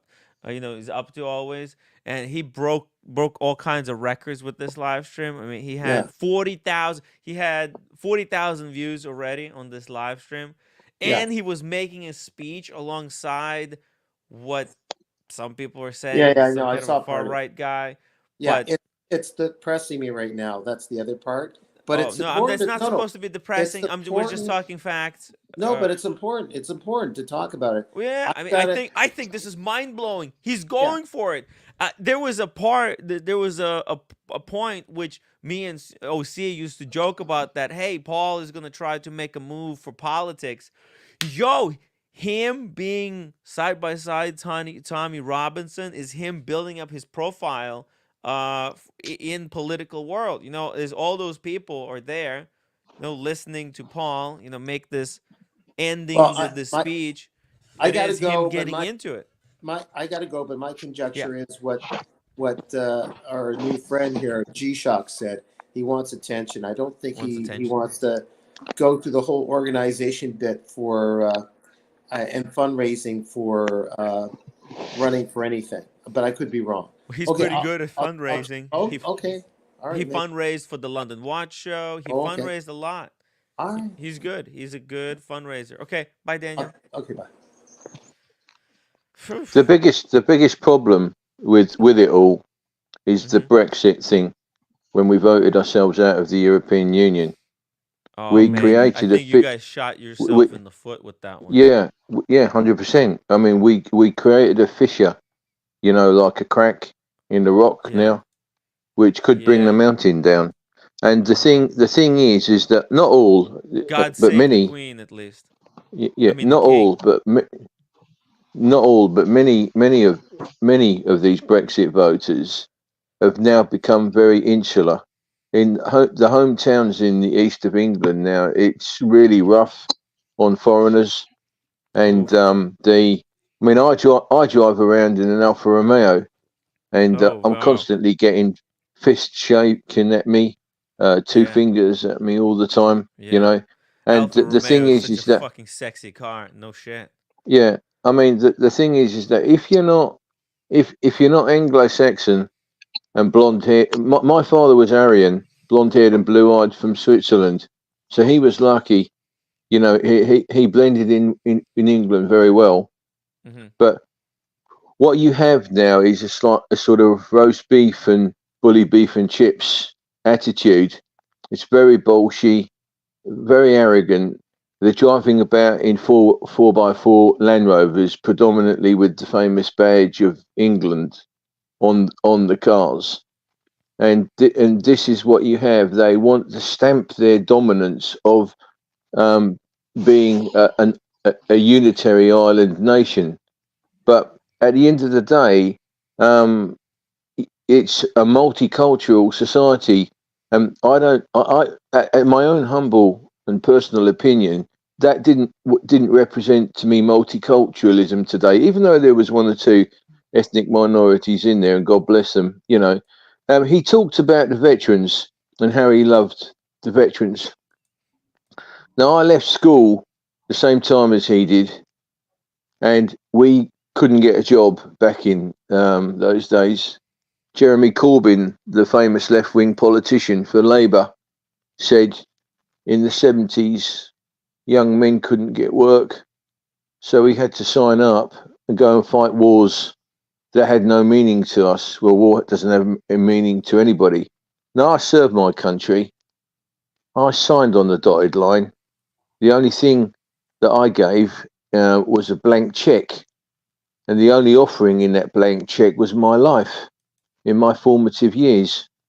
I served this nation. Half of my buddies and comrades are all dead now under the age of 60. And he talks about the veterans and that, but as a veteran, I wouldn't be seen dead with that lot there. Thank you for your service, sir. Yeah, I don't look like them. I don't feel like them. And, you know, some of the people that got up on that stage, in my opinion, aren't representative of, you know, what it's all about. The strangest thing of it all, and I'll finish on this note, is loads of my mates and comrades that all voted to get out of the European Union and wanted to leave, all want to retire in Spain, Cyprus, Portugal, in the EU countries, and they can't go back there now because of the new legislation. Yeah, they didn't just shoot they didn't shoot themselves in one foot; they shot themselves in both feet. It's, you know, ridiculous. So It's ridiculous. what's it like with the expats now? They can't stay there. Oh, they can stay. The ones that are established there, they can stay. But loads of my mates, my brother-in-law, my wife's brother, and loads of my comrades and mates want to retire to Cyprus, where a lot of us were stationed. No, the rules are terrible now. You know, You know? Private gentleman, you know, part of me is a bit of a cynic here. I think it's just because people are having it pretty good. Most people in this lot here look like they have it pretty good. I mean, I think it's just sometimes people get carried away with how good they have it, and they're bored, and they think that maybe they deserve more than what they already have. But like, we just, guys, we have to be so thankful for everything we have. Like, I was bitching and complaining a little bit about the whole, like, inflation. Man, when I traveled to Switzerland, inflation there is completely out of control. So it's and that's not just Switzerland, but like, there's countries that where inflation is fucked, like Turkey, or like there's, it's different everywhere. China doesn't, China was told to be doing so well, and it's not. It's not perfect. World is not perfect. I think we have to be really grateful for what we got, and just try to be a little bit more open-minded. Just everybody needs to relax, take a step back. People want to make decisions on which there's no coming back from, like on just out of the blue. And I think we have to just wait, and don't make rash decisions. Let's go back to watches here, though. I don't want to just keep talking about Paul Thorpe whole day, because I'll get a lot of flack. Like, Tim, you can't be talking about Paul Thorpe for hours and hours a day. I say yes, I can. There's so much content in that live stream, but I won't do it. I won't put you guys through it. I won't put myself through it. I think like giving it 15 minutes was enough. because it was a groundbreaking live stream for Paul. He had like 2,000 people watching him on stage. It's scary, guys. He's making big player moves, He's and loving the attention, Timmy. he's loving it. Oh He's yeah. loving it. He Just was much quickly, how better. is my audio? Because I was using my headphones before and they stopped working. I'm just talking directly at the phone. Do I Sounds sound good. okay? Sounds good. It doesn't sound any different. Ah, because I'm on Android. They must have fixed the problem with StreamYard. Guys, I'm gonna have to go. I have to go Okay. to sleep now. G-Shock fan man, thank you so Okay, much. yeah. Really appreciate it. Take Yeah, care. Thanks, take care, private Paul. gentlemen. Thanks, Danny. All right. Thanks, Timmy. I'll see you all soon, yeah? Yeah. Yeah, take care, Okay. Paul. Thank you. All right, good night. Bye-bye. Good night, bro. Good night, sir. Bye bye. Bye. Bye. Yeah, thank you guys. Thank you guys for helping me out. By the way, if there's people who have a opposite view of what's happening there with the Paul Thorpe live stream, feel free to hop on, give an opposing opinion. You know, I try to I'll try to understand both sides of the argument. My watch channel says stream talking about streams talking about streams. Well, I think I talked about watches on this auction for an hour straight. Then just give me, you guys can't just talk watches on no end, right? Right, private gentleman. Yeah, I'm sure. And You know, and you know we what? aim It to it play. was good for you to kind of explain to people that you, as a veteran, see that there's a little bit of disingenuousness that's going on with the whole. You're getting the feeling, right, that there's a bit of a disingenuousness going on, I and mean, that it's been awful since the lockdown. It's got even worse. We uh-huh. came out of the lockdown, and it just made the Brexit feeling, even worse for Mm. us. You know, I mean, my mother died, and was so disillusioned with everything. I mean, because she was half caste, she was half Sicilian and half Egyptian. She left all her money to charity, hundreds of thousands of pounds, Hmm. as a. She left me a little bit of money, but she left hundreds and hundreds of thousands of dollars to charity as a spat back to say, that she was a better person than the way people had treated her for the 30 years that she was on her own. And Wow. you know, Wow. you know, That's she was very she was nasty. quite What? she was quite badly treated. Uh-huh. Okay. Very badly treated Who by treated her badly? her neighbours, the people Yeah. around her.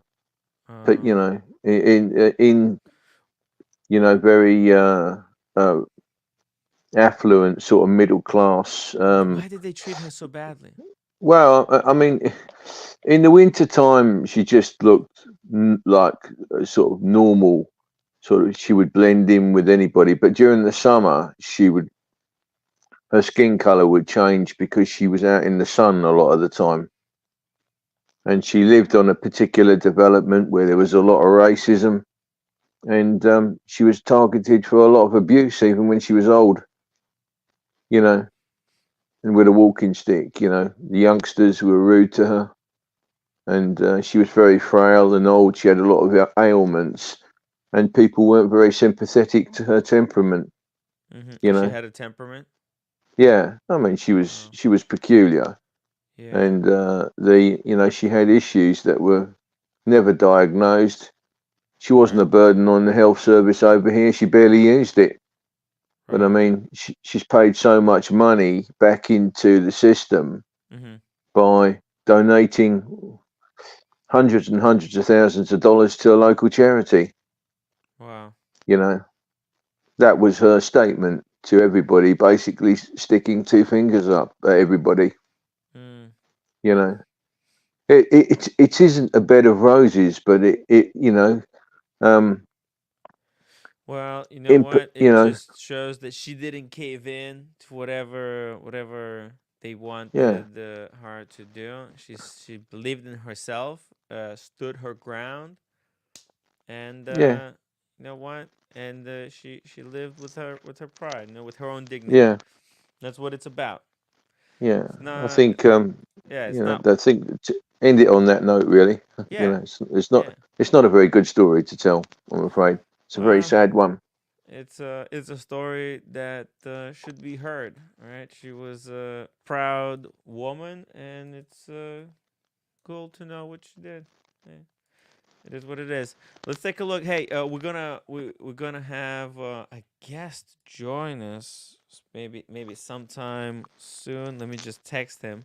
Make sure I gave him the link and the stuff here. Jesus. Maybe I didn't. I forgot to text him. I should have texted him. Let's see. Mm. Oh, Instagram. Dang it.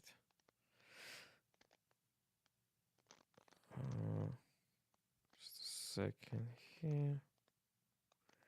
Sorry, guys. Just need to make sure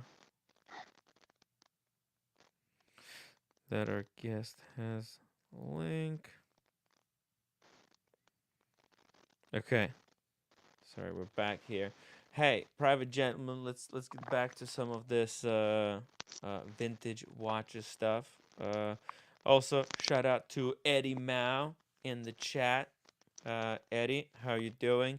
When's the next time we're going we're going out to a Leica meet and the taco night? The awesome pawn. Good to see the awesome pawn. Who's coming? Oh wait, what are they doing? Now, also, big shout out to Dr. Bob's Nightmare. Man, the stories, guys, the stories that this guy knows. My God. Legend. Trapped in D.C., politically jailed by left-wing British government. There you go.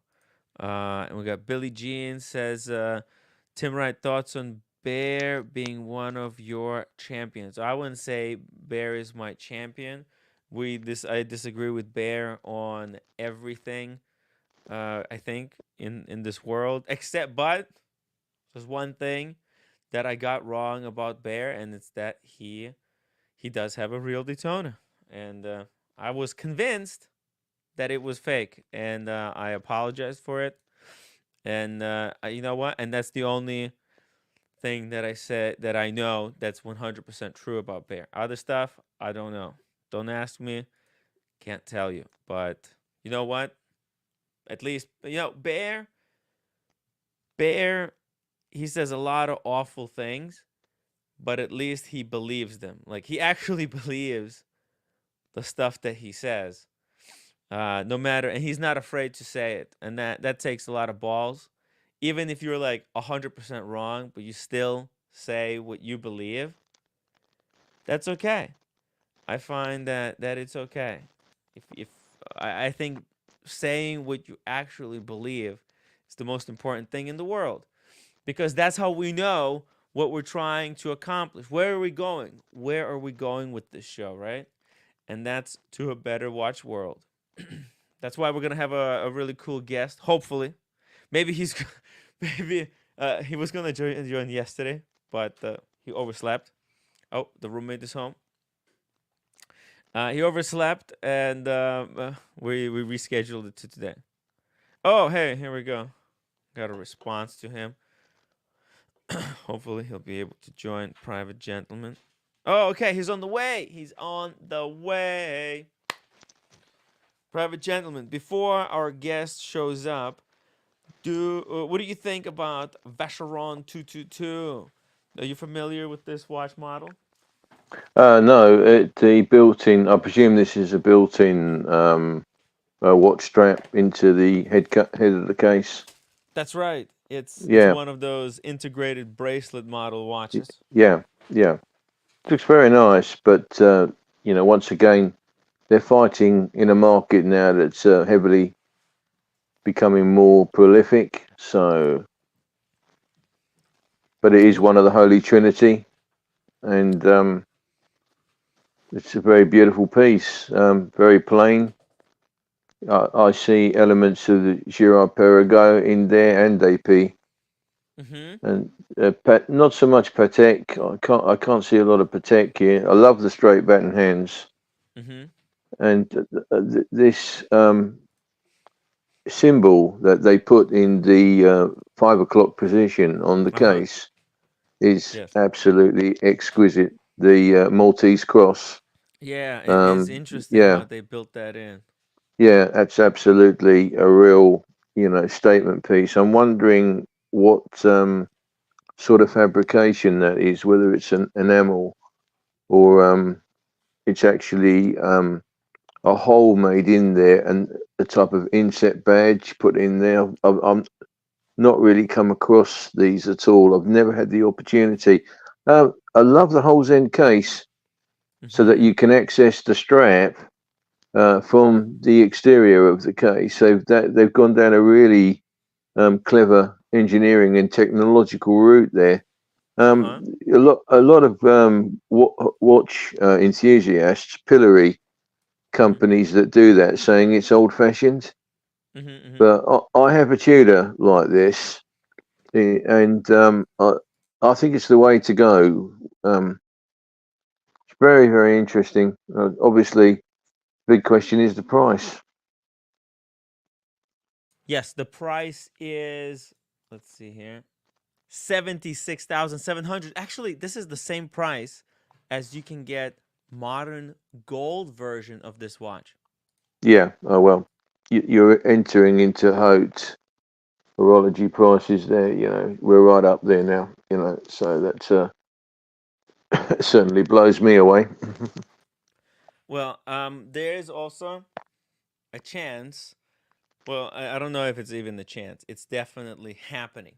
Sometime very soon, Vacheron is going to come out with a steel 222, and I think that's going to blow up the planet.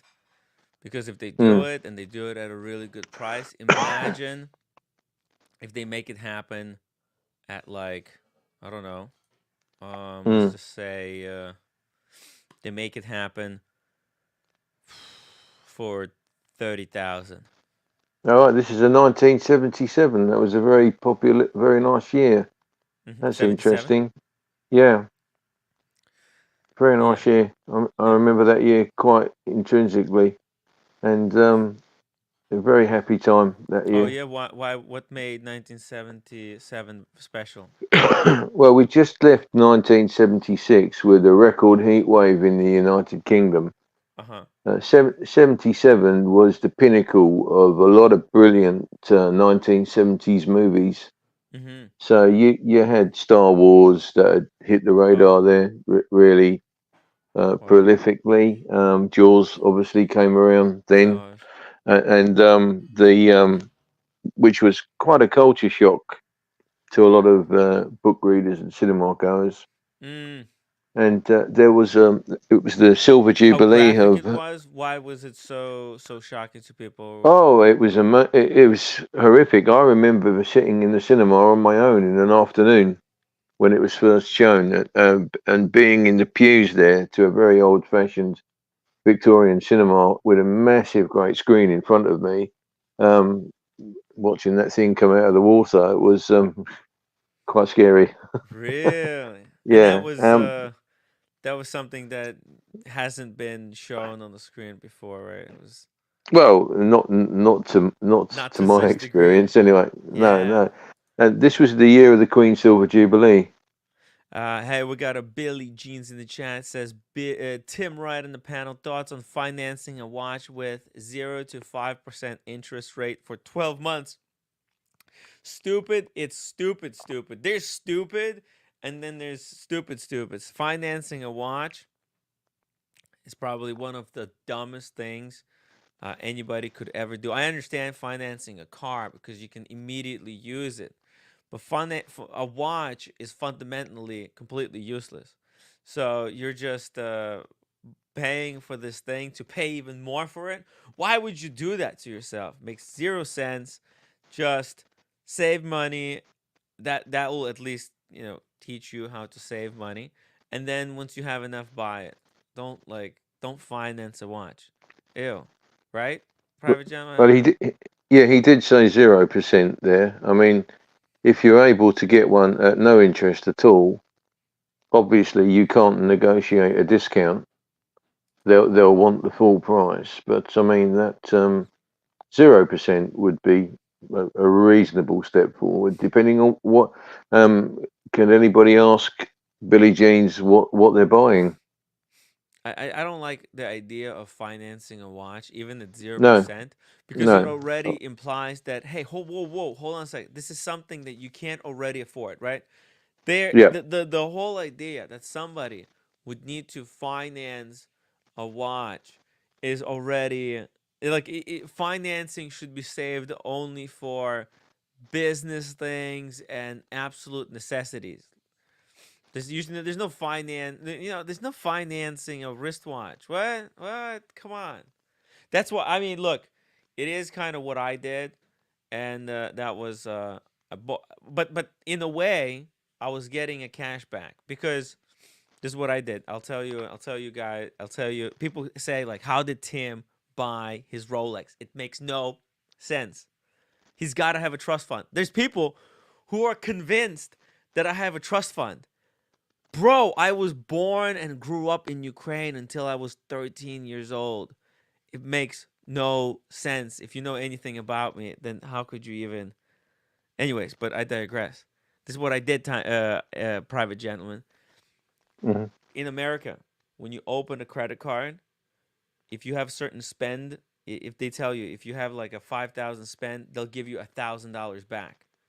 And that way, you well, buy a watch for 10,000, you get 1,000 back in points. So it works out. well, yeah, So that's how well, I did it. yeah. But hey, speaking of legends, hello, sir. Welcome to the show. Oh, Hey Tim, wow. Jose, welcome back. It's my pleasure to have you back on the show. hey, you You're look Most definitely. sorry. Let's just make sure that your audio is working correctly. If you have YouTube playing, make sure that YouTube is turned off. Can you hear me? I can hear you. Yes. Can you hear us? Yes.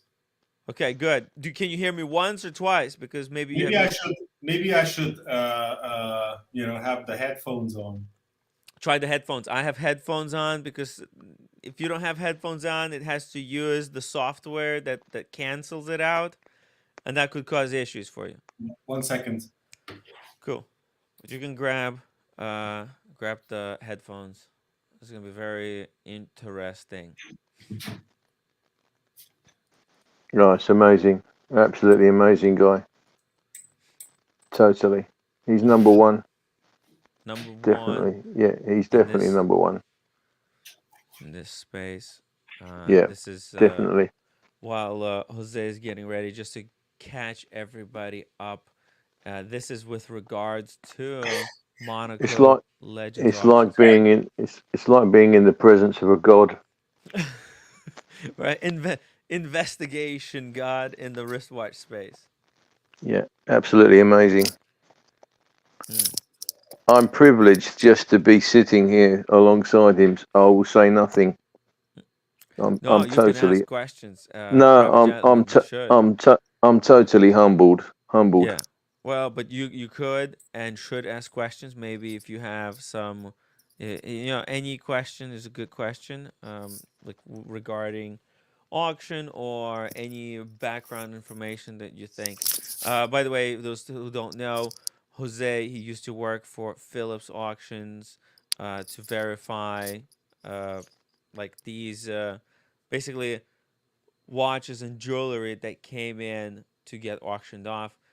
He has created world's largest database of vintage Daytonas. He can basically trace Daytona sales from auction to auction based on the high resolution images. Uh, hey, Jose, can you hear us now? I can hear you loud and clear. Okay, perfect. Actually, we can hear you even better this time. Very good. Perfect. Okay, I was just giving the viewers a little bit of background on you regarding your largest database in the world of vintage Daytonas and how you're able to kind of trace like all these watches as they go from auction to auction, and where they appear and where they reappear. And you've been doing some fantastic work, especially on Monaco Legends auction that just concluded with the sales of up to 22.6 million Swiss francs. These are insane results. Yes, they are. But I think I think they had like the estimates. They had to lower the estimates because they were quite high. When the catalog came out, we were all like, "Why are the estimates so high?" I mean, Yes. especially in this day and age when prices came down a bit, and it's always a little bit suspicious. But you know, once the auction started, the estimates were lowered, and it was easier for people to bid on it. Yeah, but I think, you know, it's just you know, the thing with estimates is always a thing to basically, you know, bait people into start, you know, bidding on watches that ultimately will go much higher. So auction houses, they use estimates in a way as to prime the people who are going to be participating in the auction to kind of how much they should be bidding, right? So if auction Yes, house says, "Hey, we value this watch between these two prices," right? This is a kind of an expectation that they then put upon the buyer, right? And the buyers will try to bid within this framework. exactly. And But you also have always to consider, I mean, you know, one yes. thing is the hammer price, but then you have like, you know, until 1 million, for instance, 1 million euros at Monaco Legend, you have 30% premiums by buyer's premium fees, right? That's Yeah, what so it's actually 30%. Wow. 30%. That's what the auction house actually earns on selling these watches. Plus, Wow. of course, depending on who the consignor is, if the consignors are known people, friends of the auction house, there will be no consignment fee. But if it's just some guy out there who wants to sell his watch, they will have also to pay a consignment fee that can be up to 15%. So ultimately, someone who consigns a watch will basically receive the hammer price minus his consignment fee. So, for example, here in this Zenith, it says it's sold for 11.7. So, which way would would this is how much the person who paid for the watch would have to pay, or did they calculated already like I additional? think this 11.7 is already including the buyer's premium. I think Uh-huh. initially, you know, right after the auction, they only had the hammer price. They had to calculate how much. They obviously they don't have a system that calculates, you know, in real time Yeah. the full amount. So this is the final sales price of a watch. It's the hammer price plus in this case 30%. Wow. And yeah, So probably it sold for around like the hammer price. The no, hammer price would be this is minus what 30% from this, right? this is what the buyer will have to pay, Yes. But right? when the buyer is bidding on it, right? I think so it was like it would be at 7. Let's just say it was bid up to 7,000, Yes, and then it closes, and then once the hammer is hit, buyer then let's say buyer hit the hammer for 7, but then there's going to be fees added on top of the 7,000 like exactly. okay. So that's something to consider at auction, you know. While you're yeah. So whenever Yeah, you're bidding for something, you know this is not going to be the final price. The final price exactly. is going to be plus fees. Yes. Interesting. And So that once the at Monaco Legend, once the lots reach more than 1 million, everything will be the fees will be 24% then. oh, okay. So there is an incentive to bid something up higher in order to get past that 1 million $1 million threshold. Well, I mean, it's still Well, it's still a lot of money, but yeah. it's because the higher the amount the hammer price is, they tend to lower their own fees, right? Because they are already making so much money, even with 24%. This is insane. I mean, if they're making 30%, then if the total sales of this entire auction was 22.6 million, you took away 30% from that. I mean, that's like $6 million, $7 million. Yeah. And it doesn't look like they do even that much preparation. Like you've done in your article, you talk a lot about the images, how the images nowadays are a lot. There's fewer images, and there's not as many high definition images of the movements, particularly. Yeah, exactly. I mean, in Monaco Legend Group, the moment that Davide Parmigiani, maybe a little bit about Davide Parmigiani. Davide Parmigiani is a guy who has been in the business for 40 years or so. He's like the biggest vintage watch dealer in the world, and he's actually the guy who gives watches to all kinds of mostly Italian dealers, right? So they all he provides the watches to these dealers. And of course, he commands a huge amount of respect in the business, and people are also a bit scared of him. Wow! Because he's very powerful. But yeah, I mean, he's if this was like a old school video game Street Fighter style, Parmigiani would be boss level. Oh, so it's like he's one of the top guys. So, and where is he based? Is Italian? He's Italian, and he used to live in Lugano, in the Italian part of Switzerland. He probably had like a special deal with the tax office there. And wait, I'm trying to find here something. So this is one of the biggest auction houses for wristwatches. Is this on the level? No, it's not one of the biggest auction houses. I mean, he started I think in 2019. Before, he was just a dealer, right? Oh my God, that's but so in 2019, good. he used to work with Philips a lot. But I think they fell out or something, or maybe he thought like he can make more money if he has his own auction house. So he bought basically shares of Monaco Legend.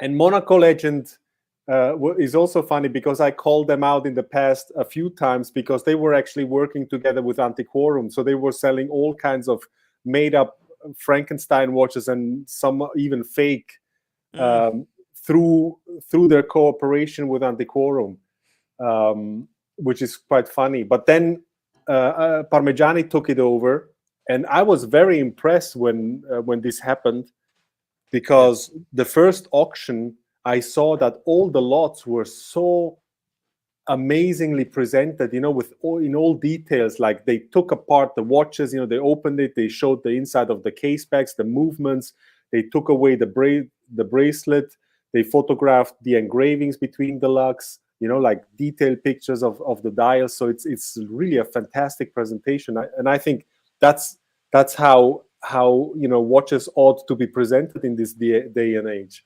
Yeah, this is the image you were talking about right here. This is, people can see it before right here. Boom! It's so you see you have all kinds of pictures from the outside so that you can see the condition of the case, and then you have a picture of the movement, the inside of the case back, the engravings between the lugs. So this is just perfect, right? Full transparency, I would say. Exactly. Every image taken here are done with the purpose of revealing information. Like even this side shot, or these two side shots here, they reveal information on the interior of the Rohit. There's the back, between the lugs, the movement, the underside of the like a case back. This is just incredible level of detail here in this example. Exactly. I mean, this is just perfect. Yeah. You know, Yeah, someone but who if we go back to here, this is today here, for example, even this Goldberger watch. Goldberger, who's famous for opening this watch with the knife. Unfortunately, there's no image of the movement. yeah. How is that acceptable? I don't I understand. mean, we are talking about a watch that had an estimate between 2.8 million and 5.6 million euros, right? I mean, Yes. you would expect a watch like this to be presented in all details, that they would make the effort to just show you how great this watch is, right? Right. But they didn't. I mean, that's just not what they do anymore. And there's a reason for it. I mean, if you have read the article, you know the reason. Well, tell us a little bit more about Mr. Parmigiani and how this has developed, like how this changed. You noticed that images started changing. Yes. So as said, I was very impressed with the Yeah. way he presented the lots, because that was full transparency. That's just what I was Mm. always, asking for from auction houses. Please, show all the details of the watches, so that people can actually make a proper assessment of watches. And in many cases, it's like the auction houses, don't want you to look too close of into the lots. And so Yeah. this was fantastic also for my database, because I'm whenever a new catalog comes out, I will sit down and I will just document all the watches that are interesting for my database. And so this was just great to grow my database, because you see what kind of movements are in what kind of case numbers.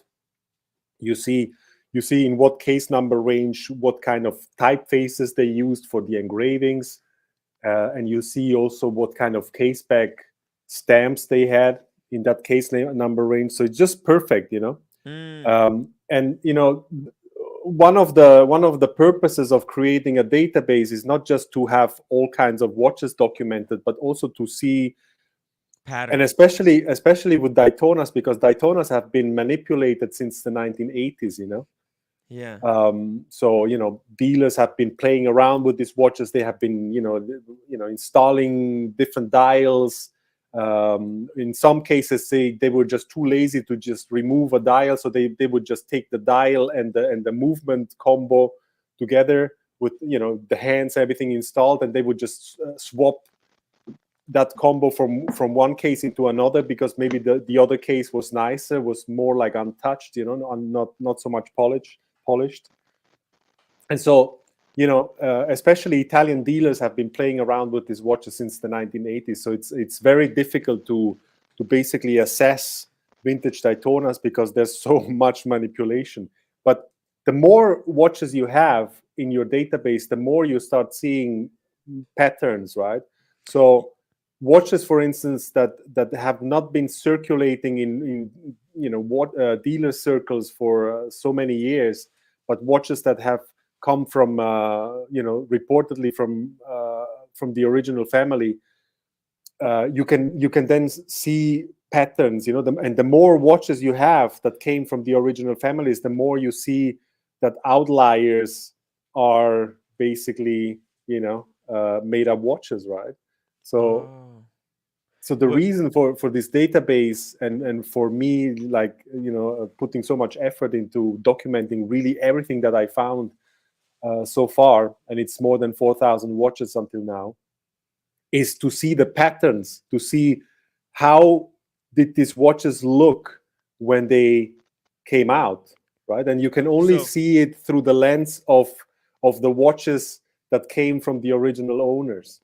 So what you're saying, you took like thousands of images of different Daytonas, you cataloged all of their properties, and then you compare.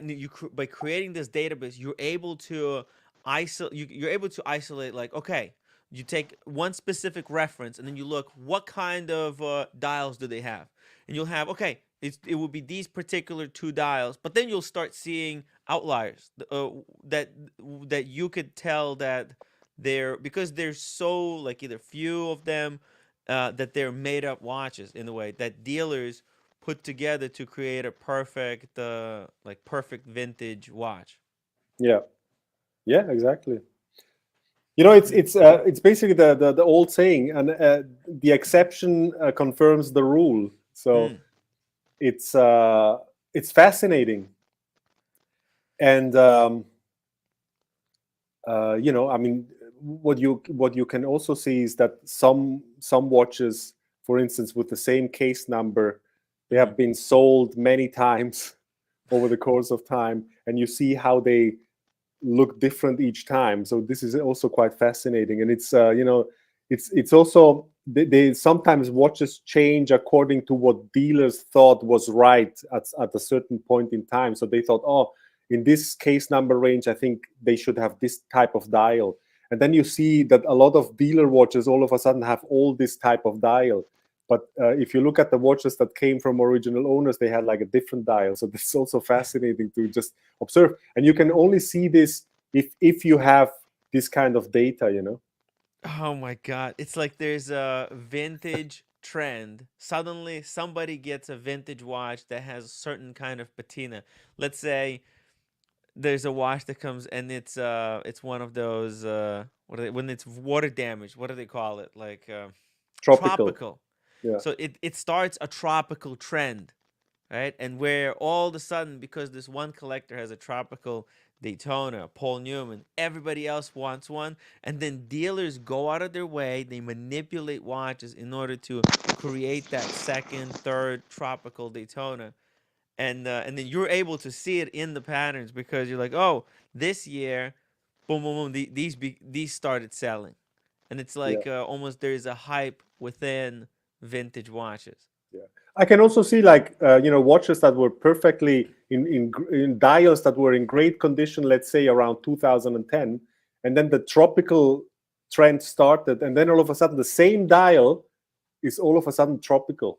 You know, like how did it change in 10 years from being a perfect dial with a perfect black surface to becoming a tropical dial? So of course it's manipulation. I haven't figured out yet exactly how they do it, but I guess it's like a combination of chemicals that they apply onto the surface and light source, you know, like UV light or something, a strong light source. What I noticed, for instance, especially with vintage Panerai watches that were that are part of the Panerai Museum, you know, of the company. They have like a collection of watches, and they have been exhibiting these watches for the past 20 years, right? Yeah. And so if you go to these exhibitions, you see that they are like in displays, and each watch has a spot directly directed at the watch. And so this watch will be exposed to this light for several hours per day, right? Like during weeks. Wow. And so what I noticed is that many of the vintage Panerai dials turned tropical actually because of this, you know, constant exposure by these high energy spots that they have in their exhibitions. Wow, interesting. So this could be a method that they use to you know, to age watches. Yeah, in a way. No, but it's like it's fascinating to know because these numbers on the case backs, on the movements, they don't change. So what you're able to see is like this number, because you have archived every single movement, and you're able to see, oh, this movement was in this watch and this watch, and then you're able to see that, oh, hold on a second, it's the same watch with the same movement, same case back, but then the dial goes from white to tropical. Yeah. In that 10 years, and exactly. And just so happens that 10 years later there's a trend for tropical dial watches, and then probably somebody somewhere bought one or was able to source it, modify it, and on the auction it went. I was talking to an old school dealer the other day, and he told me that it must have been around 2010 or something. he met all these Italian dealers, and one of them showed him like a Paul Newman Daytona, and it had like this. It was a black dial, Paul Newman Daytona, and those. No, sorry, it was a Panda that had like, it had like a black. It has a black outer track, like the mini track, right? Okay. And so it wasn't black anymore. It was like brownish. And so this was the first time that he saw a watch of this kind. And this dealer was showing it around in dealer circles to see how dealers, reacted to this type of watch, right? And so he told him immediately, how did you do this? I said, oh, he didn't do anything. It's just, it's just turned tropical, which is like really funny because like you have a dial that has a black outer track, and then the sub dials are also black. So one would expect that the dial maker actually used the same type of color for the outer track and the inside of the sub dials, right? Yeah. So how on earth is it possible that only the outer track turns tropical, but the sub dials are still perfectly black? I mean, this just is just fascinating, and this is a trend that right now is just fetching a lot of money at auction, because now all of a sudden everybody wants these tropical Paul Newman dials. Yeah, the tropical Paul Newman. Actually, this one right here, right? Yes. This is a very interesting watch. That now, which auction was this from? This is from October 2023, last year. October 23. So, and what's your opinion? Is this factory, or is it natural change, or do you think that maybe this had a little bit of help? I suspect that this was probably one of the first tropical dials that were made to see how they would, how collectors would react to them. And I think they did this with this dial because if you read the article, there's like the T-Swiss T, which is like the designation for the luminous material used in the lume plots, which is tritium in this case.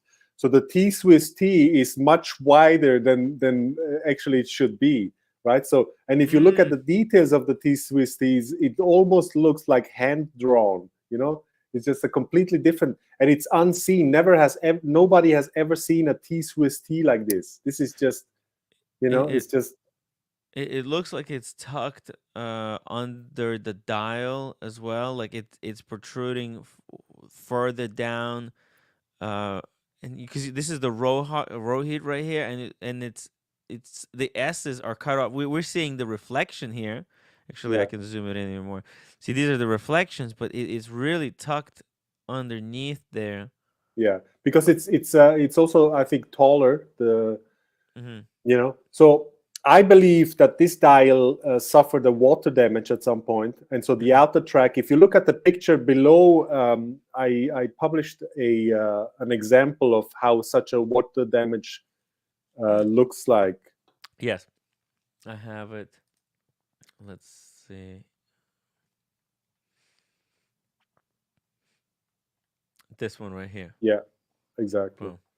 So you see this dial suffered a water damage, and so the outer track is almost completely gone, right? Yes.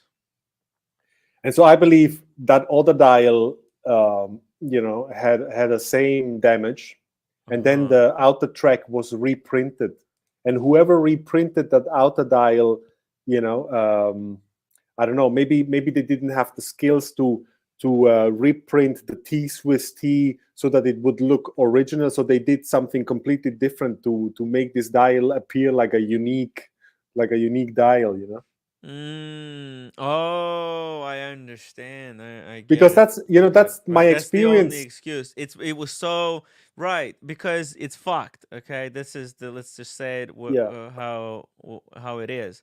The T-Swiss T doesn't fit. It's supposed to be between these two hour markers over here, the designators, right, of the 5 seconds. See, that's the 35 seconds, right, and the 25 seconds.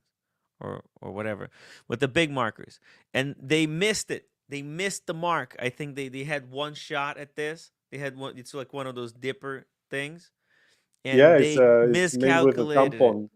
Mm. Yep, the tampon. Yep, it came down and it's 1 millimeter, maybe even less than 1 millimeter off. Yeah. And So they like, oh no. So now they're kind of okay. It's not going to pass as the regular Paul Newman because people are going to see that. So let's just be experimental and creative here, and let's make something completely different. yeah, so I think this is the issue with this dial. The outer track was reprinted, and because it was already, you know, like a restored dial in some way. Mm-hmm. You know, whoever did the tropicalization of this dial, they thought, oh, you know, it's a, you know, it's a dial that isn't worth that much anyway anymore. So let's experiment with it.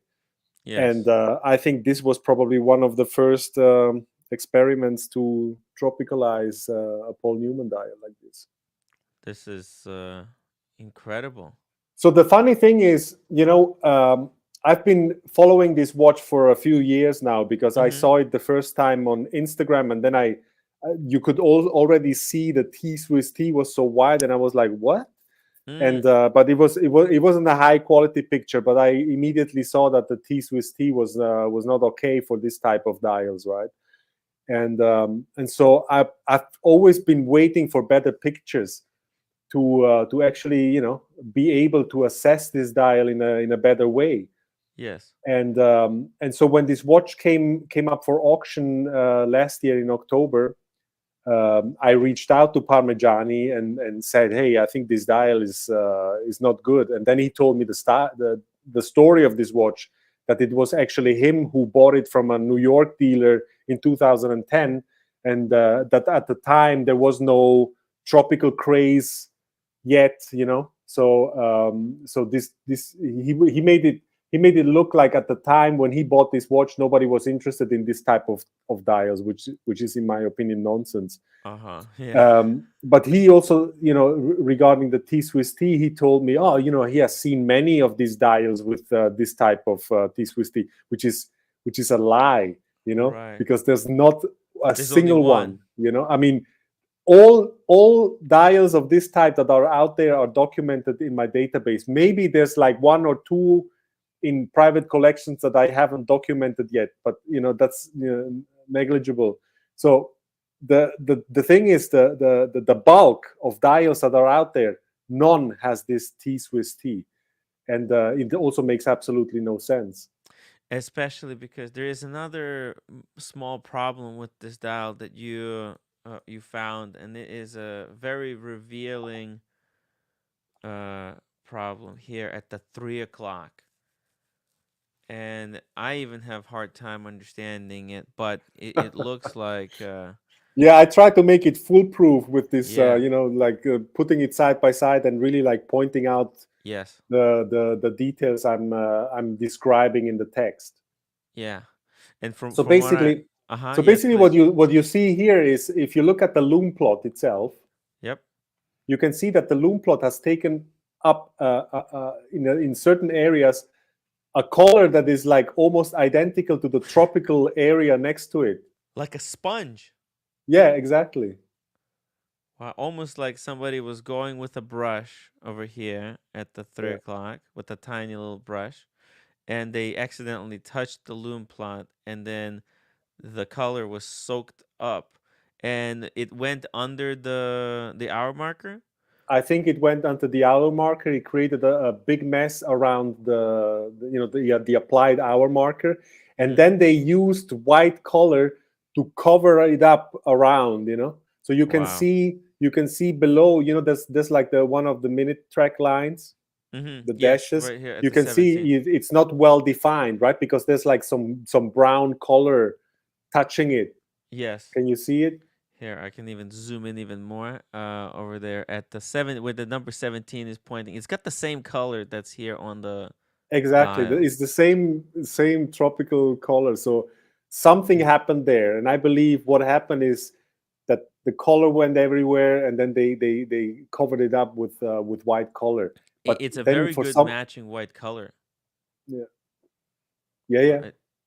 Yeah, it is. It is I very mean, good. you have to Yeah. understand. There's Yeah. artists, dial restorer in Italy that do amazing work. I mean, and this is just totally underrated. I mean, these people, there's people who do amazing work on dials. There's other people who repair cases, to make them look Professional untouched. restorers. Yeah, exactly. But they all work in the shadows because this is just a type of work that nobody can accept right now. So one of my goals is actually to once go and interview all these people and basically show the world of watches what kind of amazing work they actually make, and actually to take the stigma of restorations, because I think that's just dumb. These watches are so old in some cases, and they require restoration. It's just a natural thing. And I think restoration is art. exactly. Yeah.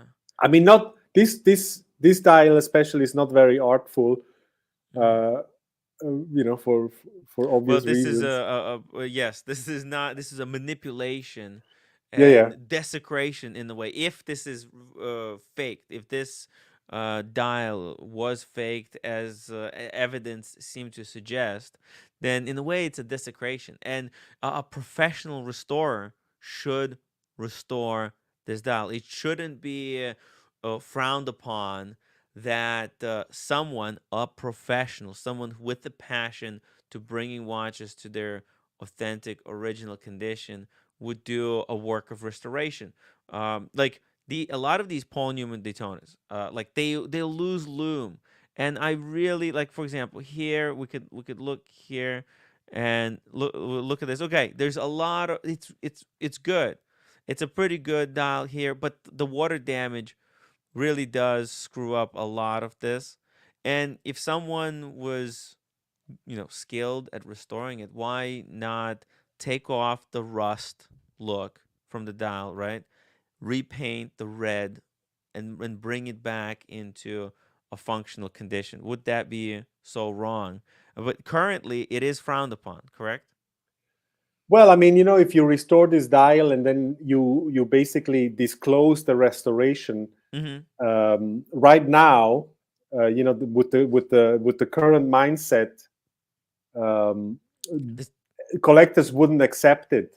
I mean, a lot of there were a lot of attempts actually at auction to disclose restorations, and all of the watches, they just performed miserably because people just don't. They have been educated. They have been literally educated by dealers and auction houses to reject anything that is restored. But at the same time, the same people who actually told them that they shouldn't go for restored watches are the ones that sell them restored watches but undisclosed. Yes. So that's the hypocrisy here. Well, because if restoration is frowned upon, then the number of pieces that gets to circulate through the houses is over time going to shrink, and because some of them are going to go out of commission or break, right? If it's not allowed to restore, then those that have and these auction houses, they probably buy because they get contacted by collectors to sell off their watches. They probably buy them, and they might be able to create a hoard of particularly beautifully preserved certain references in Rolex, Patek, whatever comes through their doors, if they think it's investment worthy. And they could, in a way, kind of even help drive the market in direction that they want to. And if people can't go outside to restore and they're able to restore it internally, then it's like it's a perfect system. But it's not. It's unethical. It's not. This is unethical practice. Let's see. What I think. See, the danger for auction houses, they can't actually. I think, Jose, they cannot ever. They will never be able to say that restored watches are as valuable as never restored watches. That's just, it's a position that would destroy their entire business model. If we Well, think but about it, I mean, you have to differentiate between a watch that has really not been restored, that is really in a great untouched condition. I think those watches should naturally fetch more money than anything else. But I think what needs to be done in the future is to take off that stigma of restored watches, because at the end of the day, if you look, for instance, at the 4113 Goldberger's split-second chronograph Rolex, if you look at the dial, you see that some of the scales there are almost completely gone, right? And this will further develop like this. I mean, at some point in 10 years, this dial will look different, and then at some all point, of the paint eventually peel away, and it's just gonna be exactly. white. I have in the article, I have a comparison between a watch that was one of these watches that was sold in 1991, I think, and then again in 2019. Maybe you can show it on the screen, and you can see there that in the past 30 years, a lot of the printing just went lost. Yeah, it's almost at the bottom. Almost at the bottom. Okay, even lower. Yeah, that's the one. This one right here. Yeah. Okay. I'll zoom it in. And just really quickly here, we got Grandmaster Chime with the $10 super chat. Thank you so much, Grandmaster Chime. Says hello, hell yeah, Jose was paddle 1013 at Christie's. Actually, Mohammed Zaman seller guaranteeing his collection to support minimum prices in a down market. Does Christie's jack up estimates to pump MZ for fees? Well, I think it was a third-party guarantor. I think before the auction, Christie's got cold feet because they thought they had just lost only watch, and the previous watch with the what is the name, the joke no, the Oak collection, not the joke collection. Although some of the watches are really a joke in that collection, but the Oak collection performed really very badly, so they got cold feet that they would have like a catastrophe at this auction. So they involved this third party guarantor to make sure that that the watches were sold, but of course at a minimal price. So the seller, please so the seller of the watches, the collector actually sued or tried to sue Christie's for this. Whoa. Because they increased the price, or? Well, what they did is they went up with the prices, with the estimates, and I think they did this basically to have this third party guarantor to make sure that he could buy all the watches and not that someone else would get it for cheap. So the problem there was really that they got scared after they had these two auctions. The problem with these two auctions. There was a possibility that he would buy them pretty cheap because if it's not performing really well. Exactly. They were scared that the auction would perform badly, and so because the market was really in a downswing. Exactly. Right? Oh, it's and then so he sued them, but it looks like it was. Yeah, of course. I mean, he wasn't happy with this because he probably thought some of his watches would go much higher, right? But they really went for the low estimate. They put the low estimate a little bit higher, and then they went for that low estimate. All of them, or most of them. Only a few watches actually performed better than expected, and some watches were actually really bought by real bidders and not by this third party guarantor. Wow. I think this third party guarantor was some some American jeweler or something. Really, American jeweler. Okay. I never. But it's, you know, the auction was really funny because, you know, knowing that there was a third-party guarantor and that this was all just a show, it was so funny to actually watch the you know, the theatrics, the auction in real time, and see how they were like on the phone, like talking to bidders and stuff like this. But it was all just a show, you know. They were just acting, because it was clear from the very beginning that they were like this you know, third-party guarantor bids, and that most of the lots would go to him. Really? Wow. Yeah. Okay. It was just really quickly. We have a big super chat, so I want to address it. But first, my watch channel. Thank you so much for the $5 super chat. There are people who like a Chip Foos hot rod. There are people who love all the original dirty, rusty barn finds. It's all the same hobby. They love cars. Thank you, my watch channel. And Sergio, 20,000 NGN. I don't even know what currency that is, but thank you so much. Says, great stream, Tim. Always good to see Jose on the show, sharing his knowledge with us. Humble beings. Cheers. Thank you so much. It's my honor, Jose, to have you on the stream to talk to us and try to explain to us, you know, how this stuff is going down. Because right now, this is the most important time to talk about the dangers of buying vintage watches. Because as the watch market is dying down, a lot of collectors have been promised for years that vintage is where the safe money, quote unquote, is. And what I think we're going to see is that we'll see many vintage auction houses possibly open up, and there's going to be a lot of promises of incredible vintage watch investments. And that's why we have to be smart buyers whenever we do something like that, right? Definitely, yeah.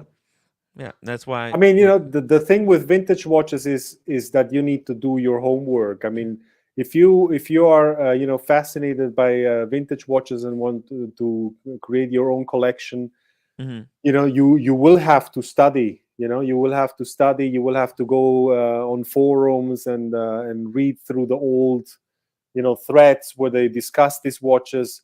And that's just a fact. You know, you cannot just rely on vintage dealers, because it's like in many cases, not in all. I mean, there's like really trustworthy vintage dealers out there, but in most cases, you know, vintage dealers, trusting a vintage dealer is like having your dog guard a sausage or something. You know, it just won't work really. By the way, Jose, I'm going to drop the link to your social media so people can go and follow you on Instagram.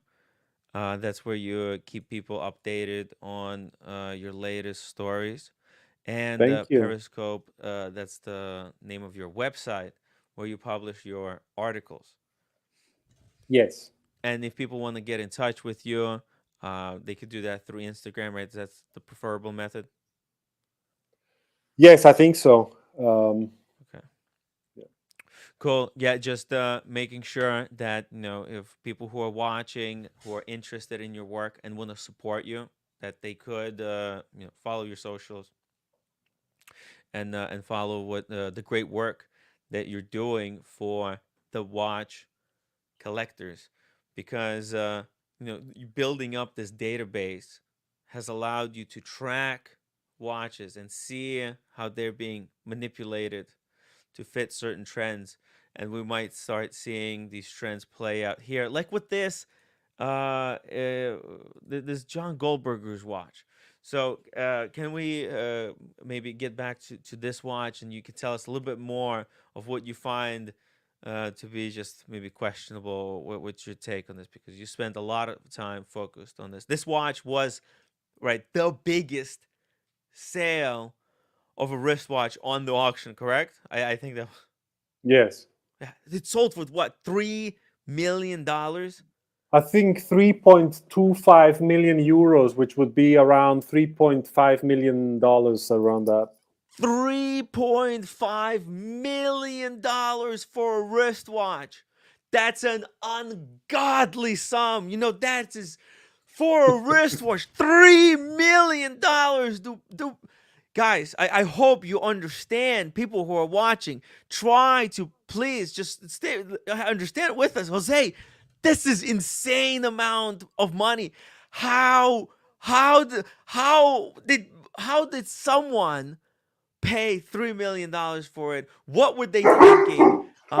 Please, can you try to explain to us why somebody would pay this amount of? 1 second. Yeah. I'm sorry. I think I stirred up the dog. This just blows my mind so much. I hope it's not me on the speakerphone scaring. Well, the of dog. course, it has to do with rarity. I mean, we are talking about a watch that is part of a very small batch of 12 watches ever made in 1942. So there was a lot of uncertainty regarding these watches, because if you look at the lugs, I have a picture there. It looks unlike anything that Rolex has made in those years. I mean, it's just a very weird, design. No, I have actually a close up of the lugs from this seen from the side. Oh yes. Let me see. Yes, here. Yes. So that's like such a weird design for Rolex, and those lugs are soldered to the, to the case, right? I mean, it's just so unlike anything that Rolex has done. It's not in those Rolex. years. It's almost like they got this case somewhere else, right? Maybe. Yeah. Of course. I mean, in those years, it's still, to a certain extent, it's still done today. But in those years, you had like special case makers, you had like movement makers, you had like dial makers, you had like crown makers, and you would order, from these people your parts, and then assemble the watch. Of course, they would make the parts according to your wishes. But at the time, it wasn't like Rolex had a factory where they produced everything.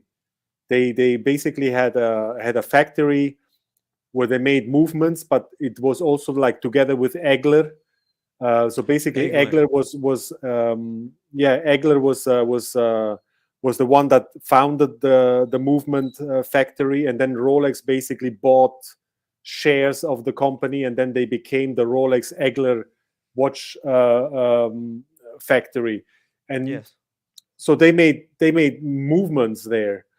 And of course, I mean, all the parts from the case makers, from. But did they also buy movements from other companies like Valjoux? In some cases, I mean, the most famous one is, of course, the Daytona that has a Valjoux 72 caliber. Sorry, Vintage, which caliber? the vintage Daytona, exactly. But of course, like the Zenith caliber on the 16520. Because they didn't have those kind of movements in their own factory, right? Right. They they had those basic movements like the Datejust movement, the Lady Datejust movement, they had the small typical Rolex movements, automatic movements. That's what they were producing in this. Exactly, in this Egler Rolex watch factory in Bienne. But this was what is this? A split seconds chronograph? Yes, this is also like Valjoux 72 based. Holy shit! Right, this is like a horology. No, like what is nowadays? This is the stuff that Lange makes. Patek makes stuff like this. Yeah. Well, it's not really horology. It's just is basically a Valjoux 72 movement. That was updated with the split seconds, complication. But the thing is, also this movement. So there was a big uncertainty out there about whether these watches were really Rolex or not because of the looks, right? And then you have like 12. You have 12 watches. There were 8 known watches out there.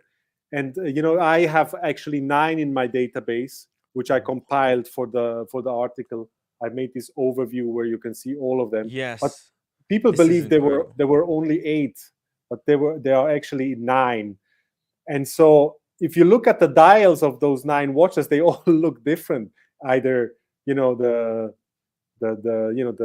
different scales are different, or the logos are different. There's like different coronets, Rolex coronets. Oh yeah. And it's just so weird that you have such a small amount of watches that have such a variety of dials. And of course, I mean, some of the dials are obviously reprinted, but it's just, you know, it was just weird. So there was a big uncertainty out there. So what I did is I reached out to Rolex and asked them, you know, whether they produced this watch or not. And so they replied, and I have the reply in the article. So now we know that Rolex did indeed produce these watches in 1942. But if you look at the variety of the dials and also like the different style of logos and coronets, I believe these watches were basically, the cases and the movements were ordered in 1942, but then they were basically assembled at a later point in time. Maybe these watches were you know, like given to hand-picked people. You know, there's a story out there that these watches were made for pilots or for racing teams, you know. So it is possible that these watches were maybe given as awards for winning a you know, like for instance the Rolex Daytona 24-hour you know, Daytona. Le Mans, like the you know, they were giving these watches to the winners of the kind races, of like right? now this year's Le Mans, but imagine that it was never documented. Like this year, I don't know, but maybe they gave these to the winners of something, right? But it's we possible. don't know. There's no It's story possible. out there. Yeah, or there's some theories. This is the theory that is out there. Yeah. But the funny thing is that some of the watches were found in I think in England. And so, I mean, England was also like a big racing country, right? That's right. That's right. So, you know, it could have something to do with that. I asked Rolex, but they didn't reply about. You know, they probably don't know, or they haven't checked their archives yet to understand what this is all about. Because, you know, you also need to understand Rolex is actually a company that is more interested in selling new watches, and all this vintage stuff is coming in now more and more. And they also like the way that they reply to me. This would not have been possible a few years back. So now they really interact, you know, with people actually writing about their stuff. So that's a fantastic development. Kudos to Rolex for that. And I think, you know, it's just something that needs to be, you know, to understand what these watches are all about. You need to have the archive extracts from Rolex and see who they gave these watches to. You know, I'm sure they have it, but they haven't looked at it yet. Maybe there's a possibility that they don't want to share it because they might bring this back, and then they'll reveal what the history behind this watch is. Also possible, yeah. I mean, right? This is Because, seeing how much this watch fetched this time. It's possible that they could come out with a split-second chronograph in the future. In 1908 case, think about it. I could see it right, boom, right there. 1908, very similar. The interesting thing about these watches is that they are quite big in diameter. I think they are like 43 or 44 millimeter in diameter, so they are quite big. 44, giant. They are like a Panerai style size, you know. Yeah, maybe. So given this variety of dials, I think, you know, I received from an anonymous source on Instagram. I received like you know, like snippets, like excerpts from an old Rolex orders ledger, where you can see how many cases were ordered from whom, from this Humbert and Co. in La Chaux-de-Fonds. Wow. And also who made the movements. It was this Henry Moser in Geneva. They were like specialized in you know, in chronograph movements. No way. H. Moser, the Moser? No, a different. Oh, okay, different Moser. Moser. Wow, but that's quite a coincidence. H. Moser. Well, who I mean, made the this case. is we are talking about Swiss names, so they are quite, Yes. there's many families with the same name that don't have, are not Right. connected to each other. And Uh-huh. yeah. So I believe that there's no information about dial orders in those snippets, and it is possible that these watches were basically ordered in 1942, but then they were like finished in in other later on. Like, let's say if these watches were really given as awards for winning certain races or something, Yeah. it could be possible that they basically ordered the dials, in those years when they gave the watch as an award. And that could explain why the Rolex coronet and the Rolex logo looks different, because it was just an updated version. So the first ones have the blocky Rolex logo that is known from 1940s especially other Rolex chronographs. And then you see some logos that have like these serifs. Is more like classic Rolex logo, and this could be from the 1950s. So it could be that these watches were made in 1942, but they were given like in 1943, 44, 45, and so on. And some of the watches were spread maybe out over a couple of years. Exactly. Some of the watches were maybe even given in the 1950s, and that would explain why the dials look different. Interesting. But in any case, they are super rare. But they had just a lot of question marks. It's not a very well defined model.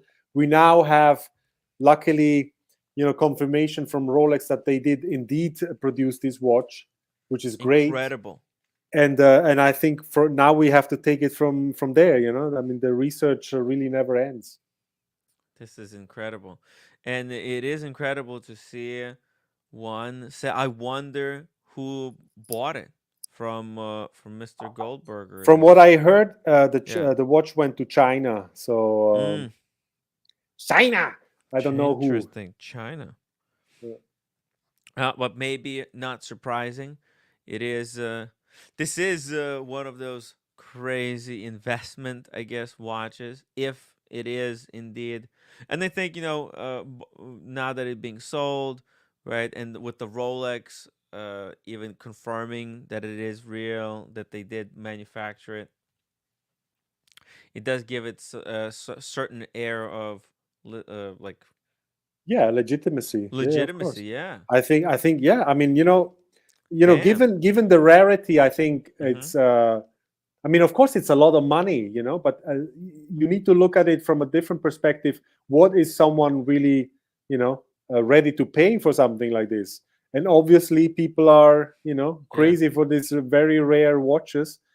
And if you look at how they developed over time, I mean, like if you look at how much they fetched, they already fetched a lot of money in the 1990s, in the early 1990s. How much did it sell in 1990s for? Let me check. I can tell you exactly. 1990s would be right like before the internet. That's when you can only find this stuff about in catalogs, old catalogs, vintage books, vintage kind of magazines, right? Some type of a publication.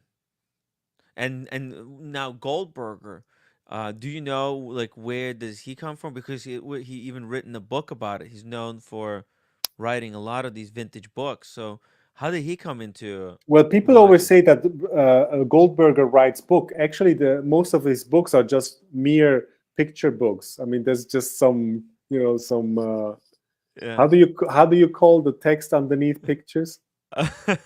Captions. I mean, he's more like a caption writer, not really a book writer. Oh, nice. And if you look at I wrote this in one of my articles about the deep sea special, which I posted just recently. Yes. I mean, one of the books that he published, everything that they wrote about this watch is just wrong. Like they published pictures of two guys and saying this is this guy, this is that guy, and it's just not true. It's just extremely badly researched, and everything is just wrong. You know, it's just, my God. it's just everything is just made up, and so that's the problem with Goldberger. You know, I mean, he's like, in my opinion, an imposter of a scholar. This guy has never researched anything. He's just claiming stuff, and then when you look at it in a, you know, in a closer way, it's just all just completely made up. You know, It's a lot of fiction. The watch world is full of fantasists. yeah. So Yeah, so- Goldberger, in my opinion, is just you know, he just publishes picture books, and many of the watches that are in his books might seem interesting at first glance, but if you look at them, you know, if you try to assess them in a closer way, you see that there are many problems. So of course, I mean, you know, if you look at the whole organization of vintage watch dealing, he's like could be seen as the propaganda minister, you know, like who the guy who publishes all this marketing material to promote watches. I mean, his books are more than, you know, there's not much, you know, it doesn't have a lot of educational, you know, let's say quality. It is more like an auction catalog, you know, like a sales catalog to sell watches 10 years later, you know. Yeah, it's they're in a way they're creating a trend, right? Is this could this be what the trend kind of setting is, where people kind of who see or have certain amount of influence are able to direct the influence, like you said, right? They would create this video for Hodinkee, right, where they talk about this one of a kind Daytona, right? And then, you know, that builds up a hype for that particular Daytona. And because Goldberger has become a staple name, there's a lot of trust that's built into it. A lot of people want to get in on the piece of not just the watch, but a piece of Goldberger too. No. Hey, I never looked at this between. Okay. Everything So okay? So the first split-second chronograph that appeared at auction was in 1988, and it sold for 53,000 Swiss francs. Wow, which in 53,000. 1988 was already a lot of money for this. And then for inflation, adjusted for inflation, that's a lot of money. Yeah. And then the second and the third, they came in 1991 in England. And so I don't have the amount in 1991, but the same watch was sold in 2000, in early 2000, in the year 2000, and it fetched already 213,000 Swiss francs. Wow. So that very same watch sold again in 2011 at Christie's. And this time it fetched already more than 1 million Swiss francs, 1,035,000. Wow. And then the same watch again was sold at Philips in 2019 for 1,940,000. So you see, it's like it's going up and up and up every time, you know. It doubles up every single time. So the 3.25 million is just a natural development of. Actually, you take 19 and you double it, you get 3 million. Yeah. But how is that going to work with who's the seller? Is this so from what I have to take that buyer for 1.9 million, that was Goldberg. Right? No, this is a different watch. Different watch. This is a different watch. I think Goldberger bought this watch like 10 years ago somewhere. So he bought it 10 years ago for about $1 million too. No, probably not. Probably not. No. Less. Yeah, I mean, you know, you also need to consider that these watches, when they are sold, I think he bought it from a dealer. So Mhm. we are talking about trading prices. A trading price is not the same like the final price for someone who buys it. So when dealers trade between themselves, of course the prices are different, and then they put their own, they mark up their own margin so that they can make a profit on it. So I don't know how much he paid, but certainly not 1 million. Yeah, maybe he paid 200,000 at that time. He was pretty. Probably. That's like, right. That's around the time he made the video with Hodinky. Has it Hey, been I have to go soon. I Yeah. wanted to talk about this other story which I published in my stories the other day. I don't know if you have been following that.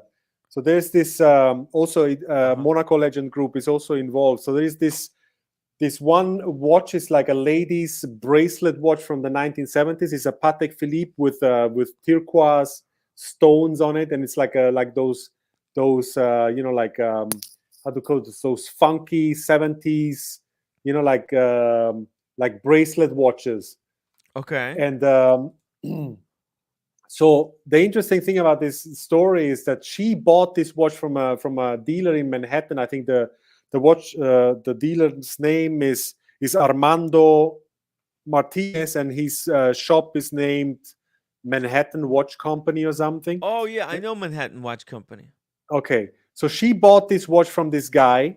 Mhm. She lives in California, I think, and so he sent her the watch on December 19, 2023, so last year.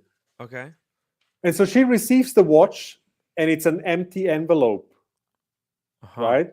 So she reaches out to him, and then he has this story that it was probably stolen, and then she says, yeah, but the package wasn't torn. So he comes up with this other story that that they suffered, all these packages suffered a water damage, and then FedEx had to repack them or something, and it was probably stolen during the repacking.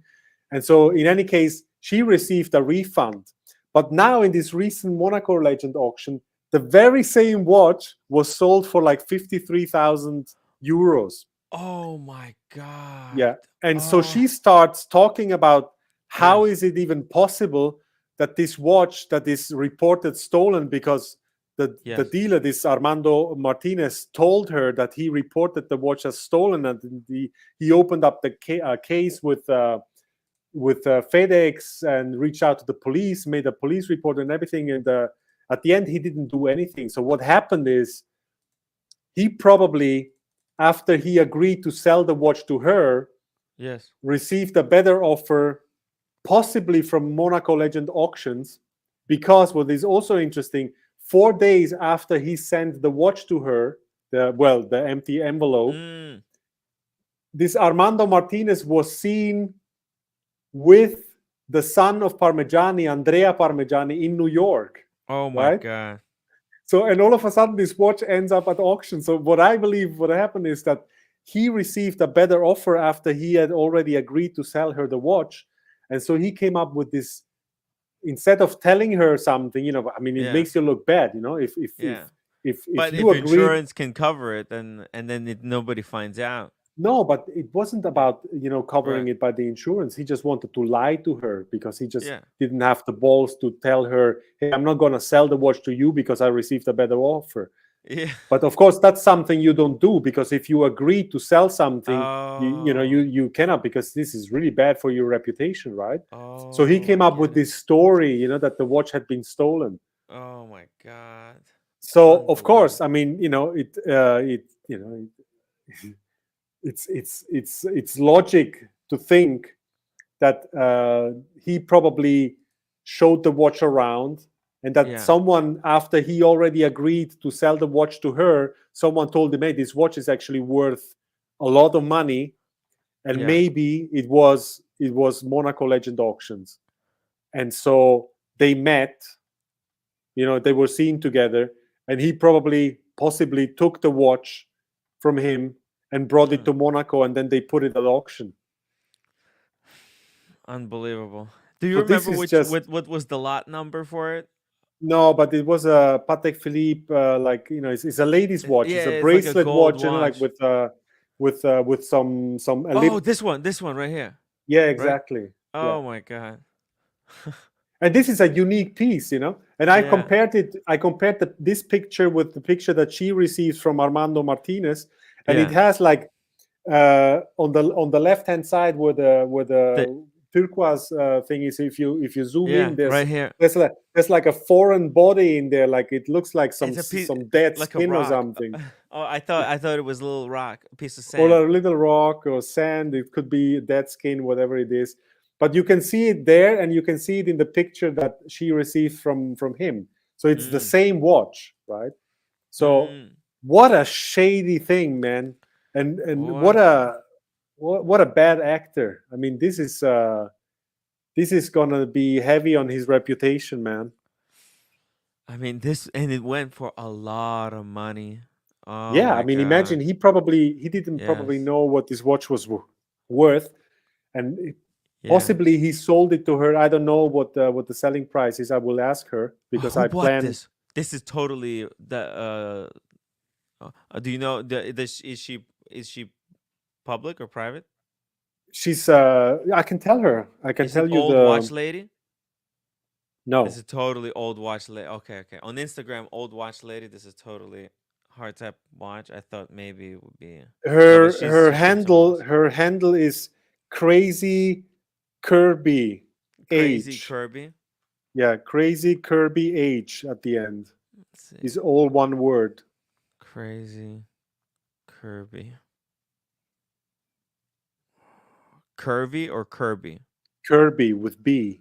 Okay, Kirby. Crazy Kirby and then H. Yes. Oh, Crazy Kirby. Oh, I can't find it for some reason. Wait, I will send it to you in the chat. Please. My watch channel, thank you so much for the $2 super chat. That seller should have used ragu. Thank you. Yes. JDMTL says not a good looking watch. Sorry, but not my style. My wife just threw up. It's very different. Well, let's be honest. It's very different watch from something you would usually find, but it's so unique. I sent you the comparison that I did to show that there's the foreign body there. Stuck between the two. Oh my God, it's the identical watch. And Patek probably only made one of these, correct? Or do you think? Yeah, these were probably made, on special request by some, important customer. VIPs, yeah, right there, boom. Same. It's not. They didn't clean the watch. No, they didn't clean the watch, but it's funny because later in the pictures with the white background, that foreign body is gone. It's just so weird. Why are they so reckless with this stuff? Yeah, so this case is like really something that leaves me a little bit flabbergasted. Wow, this guy is just what a piece of work.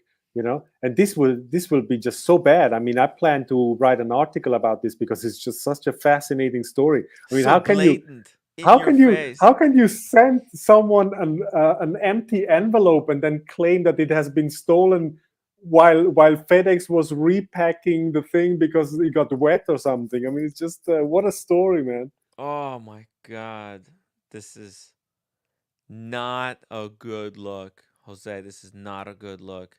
Not at all. At over what, 60,000 euros? It's definitely not. It wasn't. So maybe you can. So Crazy Kirby H has now posted the whole story on her Instagram. So before it was just in her stories, but now it's a proper post so that you can see the whole development of what happened. Oh, please. Can you send me the link? Wait, I will spell send it because I don't know. I'm having. Yeah, I send it to you in the private chat. Or in the a private chat. Okay. In this application we are using. I see. I never use private chat. Can you see it? Yes. Okay. There we go. I found her. Here we go. Pull it up. here. This one right here, Crazy Kirby H. Yeah. Now here is some stories she's got. Let's see. No, I think she Oh, posted. here. She made a new post. She made a new post. I can't. Oh, you cannot see it because she has like some pinned posts. Here. This Yeah, one right exactly. here. That's the one. So that's the full timeline of what exchange. happened. Yeah. Oh my God. Here we go. It says Charlotta Parmigiani. Dear Carlotta is Carlotta. Mrs. Carlotta. Carlotta. She's the daughter of Davide Parmigiani. Davide Parmigiani. Yes. Mamma mia. No. Mamma. I don't know. I'm just an American Ukrainian. What the heck do I know about this stuff? But here's what it says. Dear Hannah, I hope you are well. I have seen all your messages. I'm sorry for what happened to you, but this has nothing to do with our auction. We have nothing to do with the dealer you mentioned, nor with the loss of purchase you had. Nevertheless, you should also consider the opportunity that the watch wasn't the same. Best Carlotta.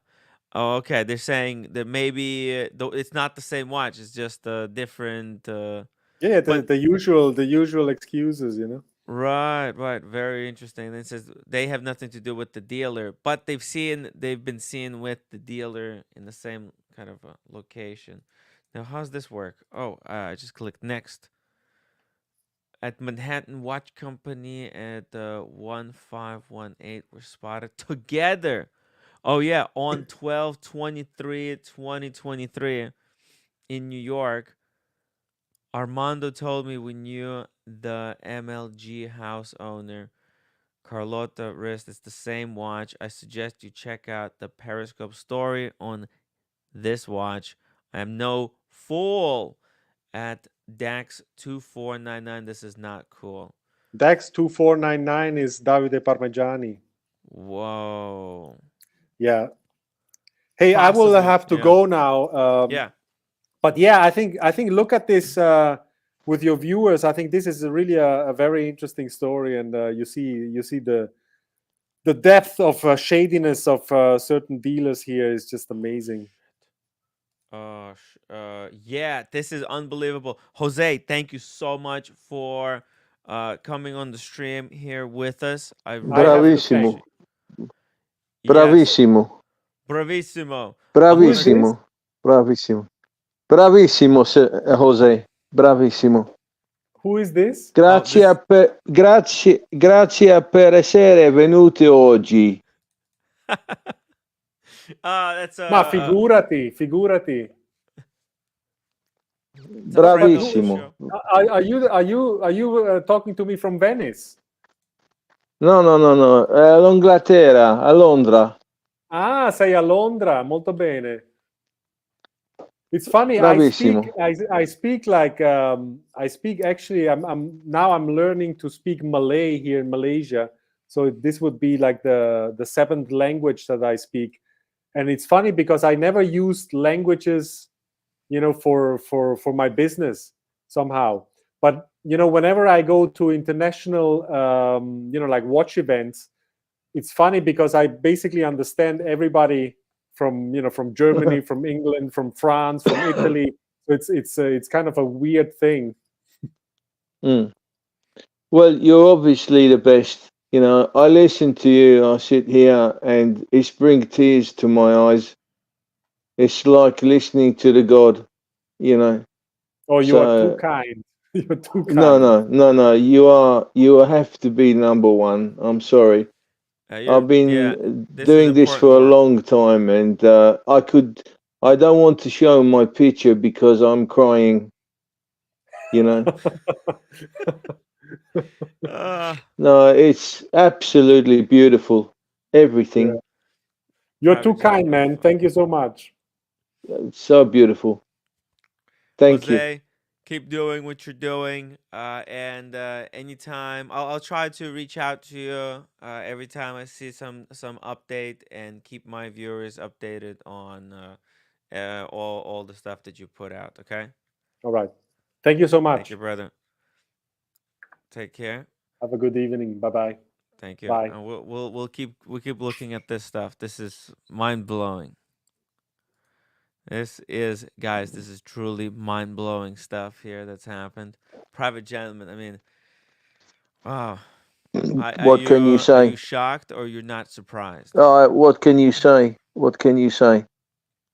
There's very little you can say. You know, out of everybody, oh, it's amazing.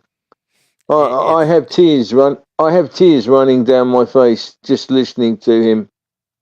yeah. You know. It's really, he, he You know. because of his work, creating the archive and being able to Mm, trace this kind of stuff. This is mm, what I think the future of watches is going to need.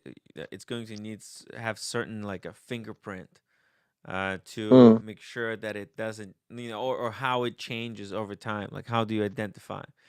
And Is there because any he has gathered, possibility? uh-huh. Yeah. Is there any possibility that you could take him with you to any of the big shows you go to, like Dubai, or as a how do you say, confidant, or lead companion? You know, Yeah. to the Well, show. You know. he is on the other side of the world. Yeah. He's and I would love to attend. There's going to be a show in the future over there on the other Yeah. side, and I want to be able to attend that show. Mm, And I think next time I go, we'll try to meet up. To have lunch together, yeah. talk some watches, talk about Oh, the work. Yeah. yeah. I have a good friend of the family that's emigrated there. Um, Oh yeah. you know, and yeah, A he lot comes of people backwards do and that. forwards. Yeah, he comes backwards and forwards to England for his pension, but he's just gone back there again. He's a psychology professor, A but psychology. Uh-huh. yeah, yeah, he's a nice guy, but he has a lady friend there now, so he's quite happy in his 70s. But And no, how old Jose is is. the lady friend? I think he's 73, and I think she's 53. Okay. I mean, For, it's a lot of people choose to go to the other side of the world. I know a lot of people who have done that. In a way, Magic City, and the hmm, gentleman from Florida who's been joining us a couple I don't know times him. I lately. don't know. No, Okay, I well, don't he's know from him. like Denmark and he has a place in Florida, so he stays between those two. Uh huh. How crazy is that, huh? And he takes a Yeah. cruise from Florida to Denmark, like instead of Oh right. flying. That's I didn't know badass. there was. Yeah, I didn't know Yeah, there was a cruise from Florida. No. Yeah. yeah, there The are cruises. It's no, pretty better. listening to Jose. It's just what it's like watching a Keating painting, um, uh, painting a constable.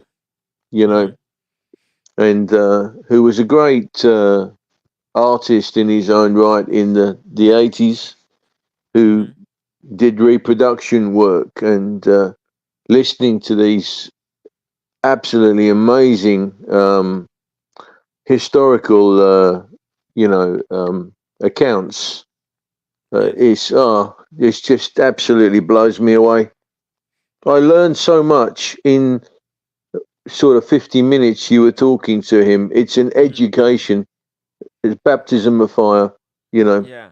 This is important information to know for people who are deep in the watch space, in the watch Mm. lore, right? Because It's a these shame names are going to Boston come wasn't back. here tonight to listen. It's a shame Boston wasn't here to listen to him Yeah, tonight. You know, well, live. yeah, no, I spoke with Yeah, him a couple of weeks ago. He says he's taking a break. He needs time off from yeah, YouTube. yeah. So Sure. Send him my regards. Yeah, sure. I know he's on my Instagram account. Yeah, yeah, but I'll send him a message. But yeah, I mean, oh, what an amazing Oh, it's It's a amazing. good What an show. amazing. Today was a Yeah. really good show, right? It was worth Yeah. talking to Jose. I mean, Yeah. all the information and Mm. kind of the this is we like to just surrender ourselves and believe everything that big publications or big gray market dealers tell us, but this people like Jose remind us that we had the timepiece gentleman scam, right? That told us, hey, Mm. gray market is not as incredible as these guys are making it out to be. And here we could see it. There's shenanigans going on Yeah. in these mega auctions. You would think Sure. Monaco Legends Group. I met the people at the original antique show from the auction. They have incredible watches. But it is disappointing to see that there's games being played even in such respected organizations, and we want Well, everybody to be, to you know, the same with the classic car industry. yeah, The classic watch industry is now coming to the fore. He's hmm correct in what he's saying. You're getting watches and time. Excuse me, sorry. You're getting timepieces now in the millions coming out more prolifically now at auction. So we're now seeing them as a genuine investment token. But yes, obviously, you need professionals like Jose to be able to give an opinion on these things, and a one that isn't clouded or controlled. And the revelations he's made in the last 18 months have been. I just sit here, I'm breathless. Absolutely amazing. So he's the it's he's the one who had the capacity, the ability, and it's great that he used these resources to create such convincing. Without his database, I don't think a lot of people would be so as convinced to listen to what he has to say. And because, but no, because yeah, because of no, yeah, because of this, he could do it, and this is an important warning to all the delusional fantasists out there. Just you got to be mm, careful in every level. By the way, shout out to Humble Pine. Thank you so much, Humble Pine. For Humble Pine was on the live stream yesterday, guys. So for a mind blowing appearance, it was really cool to talk some watches with him. He showed some watches from his mega collection, and it was just cool to chat. And we also have JDMTL in the chat, $7 super chat for 6 other bagels. Timmy, JDMTL, thank you so much. He knows I need to buy the bagels for the roommate. She bought for me sandwiches. Look, she got me a sandwich. Look at this. Look at that. The Paris baguette, Korean bakery sandwich. very nice. It's a lot It more was than what really I got today. Yeah. It's just a Yeah. simple sandwich. But you know how much the sandwich probably costs? New York No. prices are out of control. There's no way you can guess. I think this is like $12. It's insane for just what? Couple of letters and the tomato. Yeah, it looks nice. It's outrageous. It's outrageous. Outrageous prices. Uh Holy crap. Speaking of outrageous, TG01. Yeah. Thank you very Boom. much indeed. Thank you very Wow. much. Bravo. Wow. Bravo. Wow, wow, wow. Thank you so much for Very generous. $100 super chat. Incredible. TG01, absolute legend. Thank you so much in believing in me and making the Watch Talk possible. Unbelievable. I'm actually, uh, we had this poll running for the whole stream. What do you think about restored vintage watches? 59% of the audience said that they're okay with it. And 41, this is a scary number. 41% of the audience thinks that restoring vintage watches that makes them not real collectibles. Boom. Yeah. I ruined my sister's watch that she left me when she passed away by restoring it, and I had to sell it in the end. I ruined it completely. Oh no! What do you mean by you ruined it by restoring it? What kind of restoration have you done to your sister's watch? It had a full polish, and it just didn't look or feel the same after. But couldn't you have taken it back and said, "Hey, restore it to satin, restore it to the original condition"? No, I messed it up completely. So But I think broke my Rolex heart, would be really. able to still recover it. They do No, miracle work, but you sold it, right? So it's I sold it. Yeah, so I was so angry I sold it. So you know, yeah, I don't. You shouldn't have it's done. Yeah. a complicated decision to make. You know, What made you? What was the thinking process involved in making it fully polished? Well, what were you? Where did you? Who told you? Who gave you such a suggestion or an idea? well, at the time it was one of ignorance and stupidity, really. Looking back on it now, so it's a knee-jerk reaction. It was so beaten up and quite badly scratched that I thought that was the way to go, but the guy who did it was accredited, but he just took too much of the edge off the watch.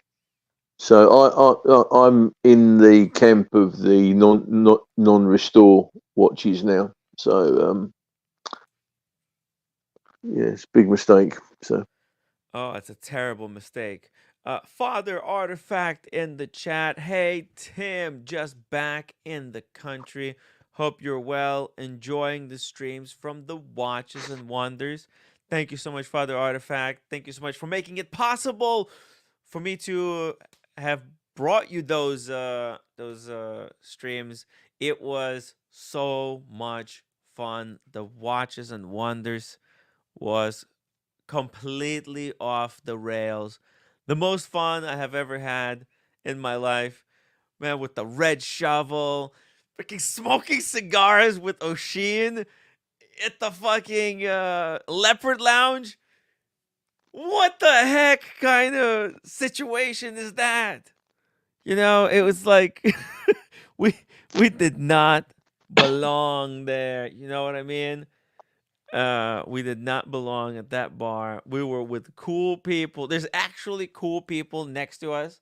All right, you see, there's Joel, the freaking coolest guy in Switzerland. Oshin, second coolest guy in the bar, and then there's me and Red Shovel. Yeah, it's the funniest thing that could ever happen to anyone. Man, I couldn't believe it. It was insane. Guys, you gotta do it. You gotta go to Watches and Wonders, and then you gotta go to the Leopard Lounge. Hey roommate, I'm just telling people about the Leopard Lounge. It's the greatest place in Switzerland. I had a cigar. anyway, I need to sleep now, so it's getting to 1:30 in the morning here. So Hey, private gentleman, thank you so I much. love you and leave you all. Thank you very much. Yeah, what a great night. Thank you. It's an incredible Take care. night. Talk to Buonanotte. Jose. Right. Talk some vintage watches. Yep, 100%. Cool friends. All right, peace out, private gentleman. Take care. God bless you. Good night to you both. Okay. Hey, roommate, what are you doing? I got a show to run. I'm just telling people, get your ass into the Leopard Lounge when you get your chance. Okay, well, I still got 40 minutes to do. No. Did you see the Nurse Husband 101? Nurse Husband 101. I don't know what you're talking about. The Instagram. Oh, come on, man. I was busy. I'm busy working. Yeah. Because I couldn't send it to Humble Pine. They're really true. Yeah. It's showing each lecturer how to be like a nurse husband.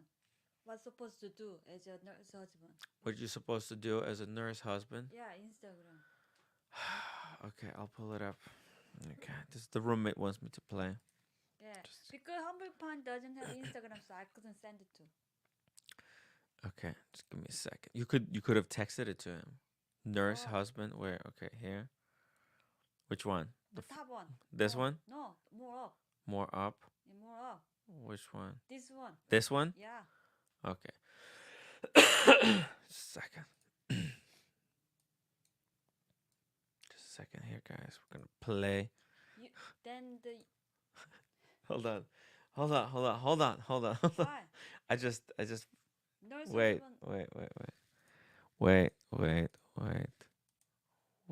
I need to. Good evening, Humble Pine.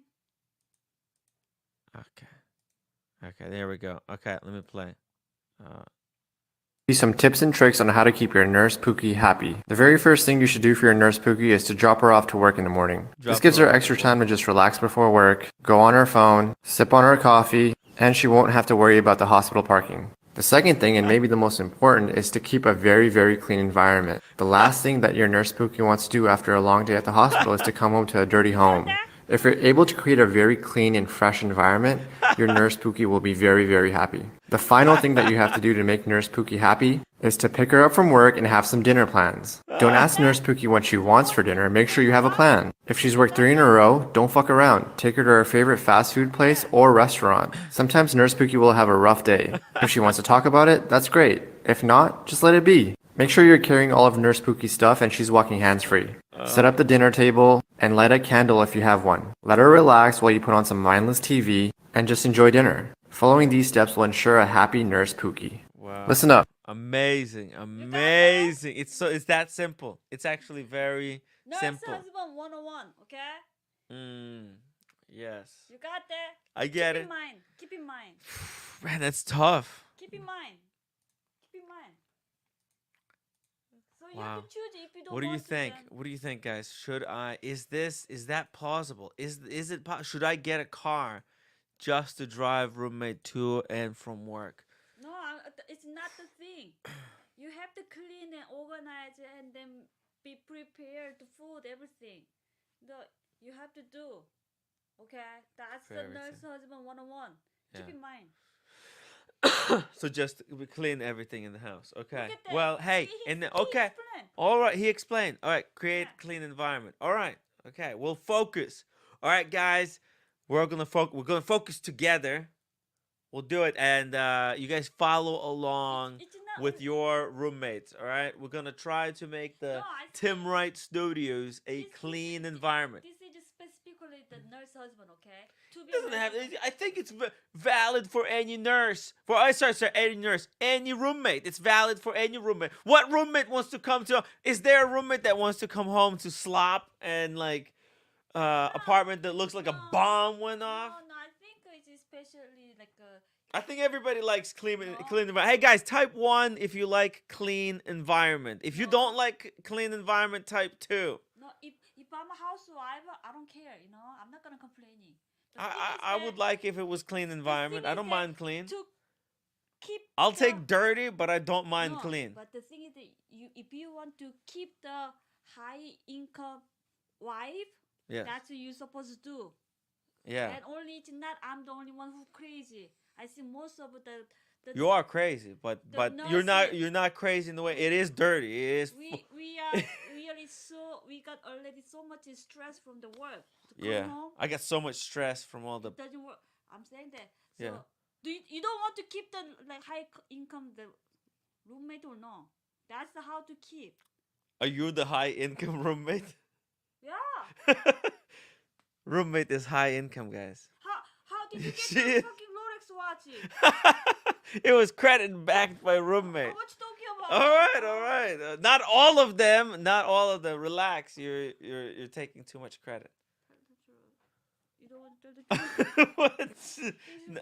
is Yo, relax. Not every. Anyway, Humble Pie is here, so Shout out to Humble Pine. because he couldn't know. what Yo, to- you need to get better pajamas. This just looks really bad. I show Please. you that cost how much it Aw. cost, okay? 400. No, it's not 400. What the fuck talking about?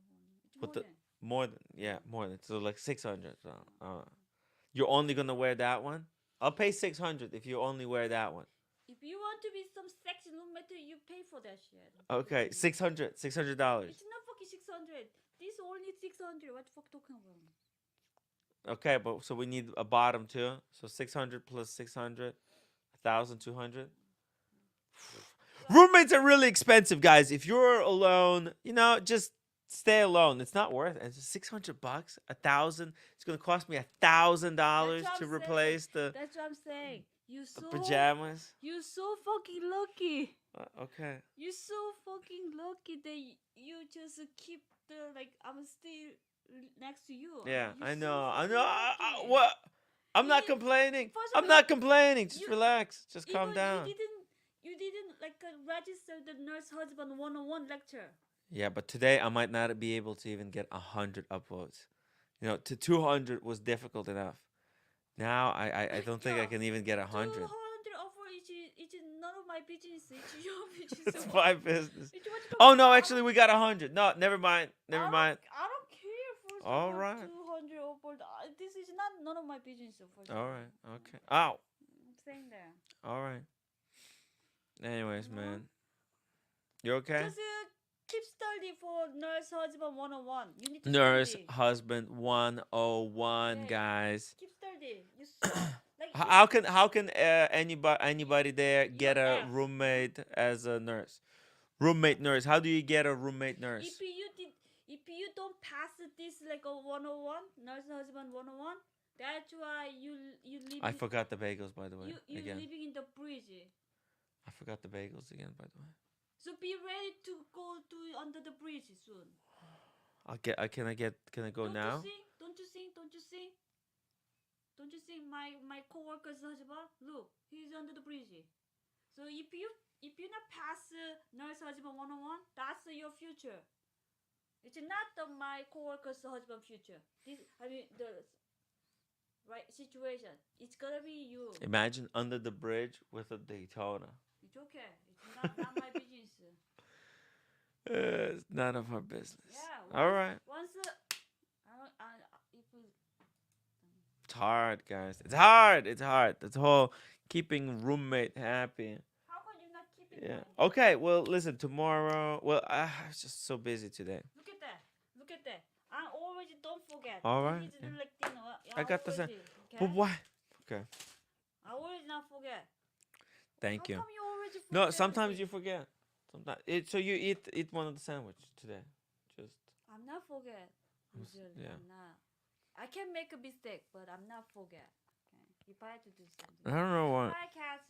Daniel, link for Daniel It's Cat. called It's called neglect. Neglect. Yeah. I gotta be honest. Okay, keep talking about the watch thing. I was just really. I was just making. I was just too many conversations there. There's stuff. I got phone calls on, and I just lost track of time, roommate. It's hard for me to remember this stuff. Hi, Kat. Hey, Daniel. I Hey. forgot the bagels. Yeah, It's- you got to get them before the stock of bagels goes down. I'll They're go more now. valuable I'll than go Bitcoin. after the show. I Okay. think they're still open. I'll get you bagels now. No. It's easier for me to get. It's a fresh bagel. They close at 5 o'clock. Yeah, you No. got to wait until the market's open tomorrow, along with the rest of the stock exchange. You get the bagels then, before they go up in price. I need to write down like notes to remember stuff. Yes. Why do you make me do this kind of test? Like Baby, you can get you know what? bagels on the way You home. know what? I'm gonna put the tattoo. Yeah, get the bagels. But you can get the bagels on the way home from. Wait a minute. from the- They have to be poppy seed, don't? Poppy seed bagels? Which it ones? could be any. Well, I mean, they're not as good because there's two. This is the craziness of this, roommate. I think you're doing this to just mess with me. Okay, there's two bagel places near us. There's the really good one that's in one way, and there's another semi-good one on the way home from where the roommate comes from. That's not Not as enough good as the instruction. other one. That's not enough instruction for me to look on maize. No, also Yeah.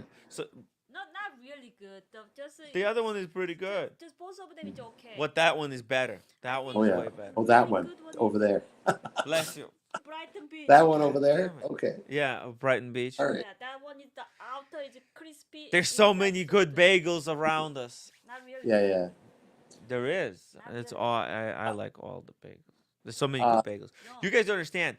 Brooklyn bagels are really good. Oh no, This I've heard is about them. Not our Yeah. re- specialty. no, not really. Not They really. are. They Not are. really. Nobody else makes. Think about it. The Dunkin' Donuts Captain, bagels he are does- embarrassing. He doesn't know the like taste. I don't think he has tongue. That's why he gained weight. You can eat any food. Unfortunately. Ow. She No, might have a point the because really Brooklyn, tasty you're buying the bagel is name. outer is really crispy like baguette, and Yeah, inside yeah. is soft. Okay. Hot. Yeah, yeah. I It- choose this one because it's big. Is that Brooklyn or the other one? I think They What's the make other? like puffy big bagels as big as my dome. Yeah, yeah. Like that Are big. they good? But are they good? Are they good? Amazing, yeah. Incredible. Brooklyn or Crispy other- outside, warm, hot Really? inside. That's the Brooklyn one. Yeah. And sometimes you get them like they close around like this time, like 5 9 o'clock. Or they Five- close 5. 5 o'clock. But they still keep making bagels until No. like Wait, 9. is that just when the 1-9 4:30, crosses over the? 5 they close. Is that the one that as soon as you cross over on the 1-9 line over to the other side, there's a bagel place there? The Brooklyn Bagel is closer to you where you are. Because I No, remember we're not like no, it's not like the top bagels. It's pretty, but it's really good. It's Brooklyn, like really good. Okay. Yeah, but they're like handmade. They're made here. Right, 'Cause, right. A lot of these bagel places, they don't make their own bagels.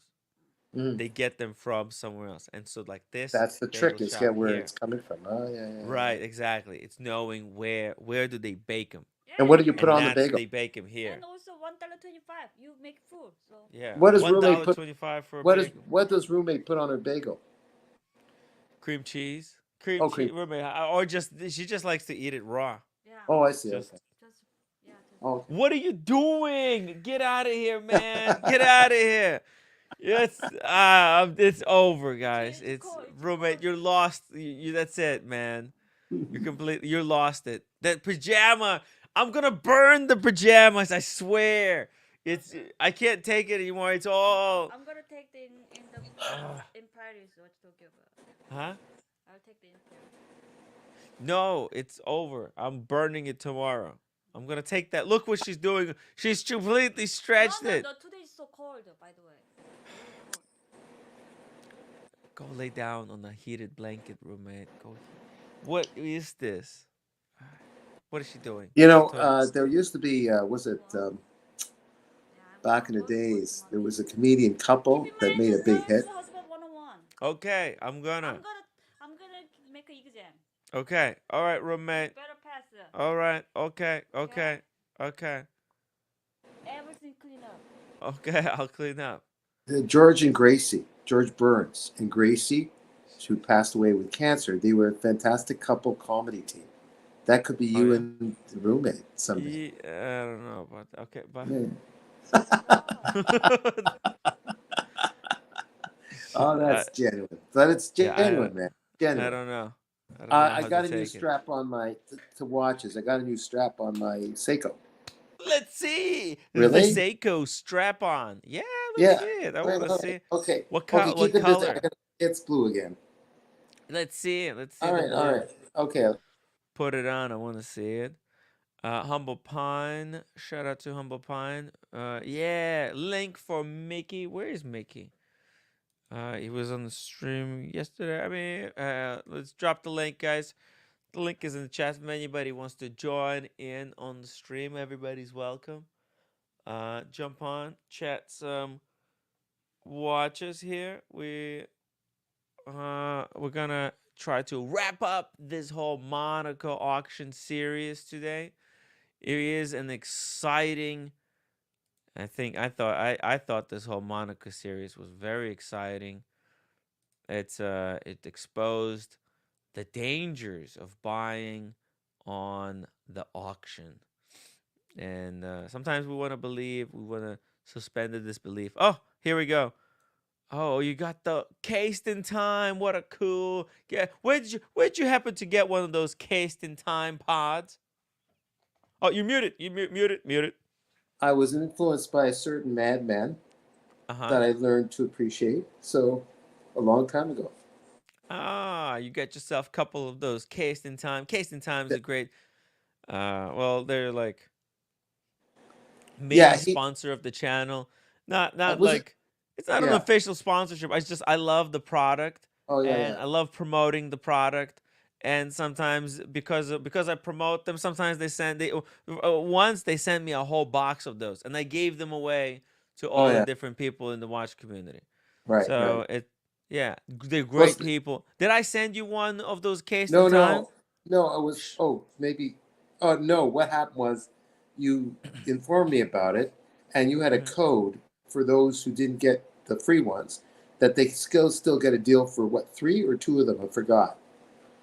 And I ordered Mhm. just 2, and then you kind of, in a friendly way, barked at me, go rearrange that and get the 3 with your code.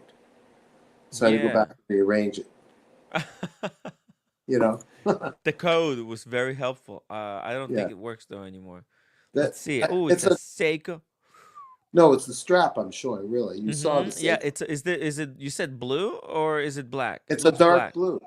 It's a It's dark dark blue. blue. Yeah, it's a dark It's blue. just we can't it's You dark it's can't difficult to really, see it. in the light Uh-huh. that I've got. Let's see. Hold on. Very cool. Very nice to see a No, no, no. dark That's not going to work. blue strap on.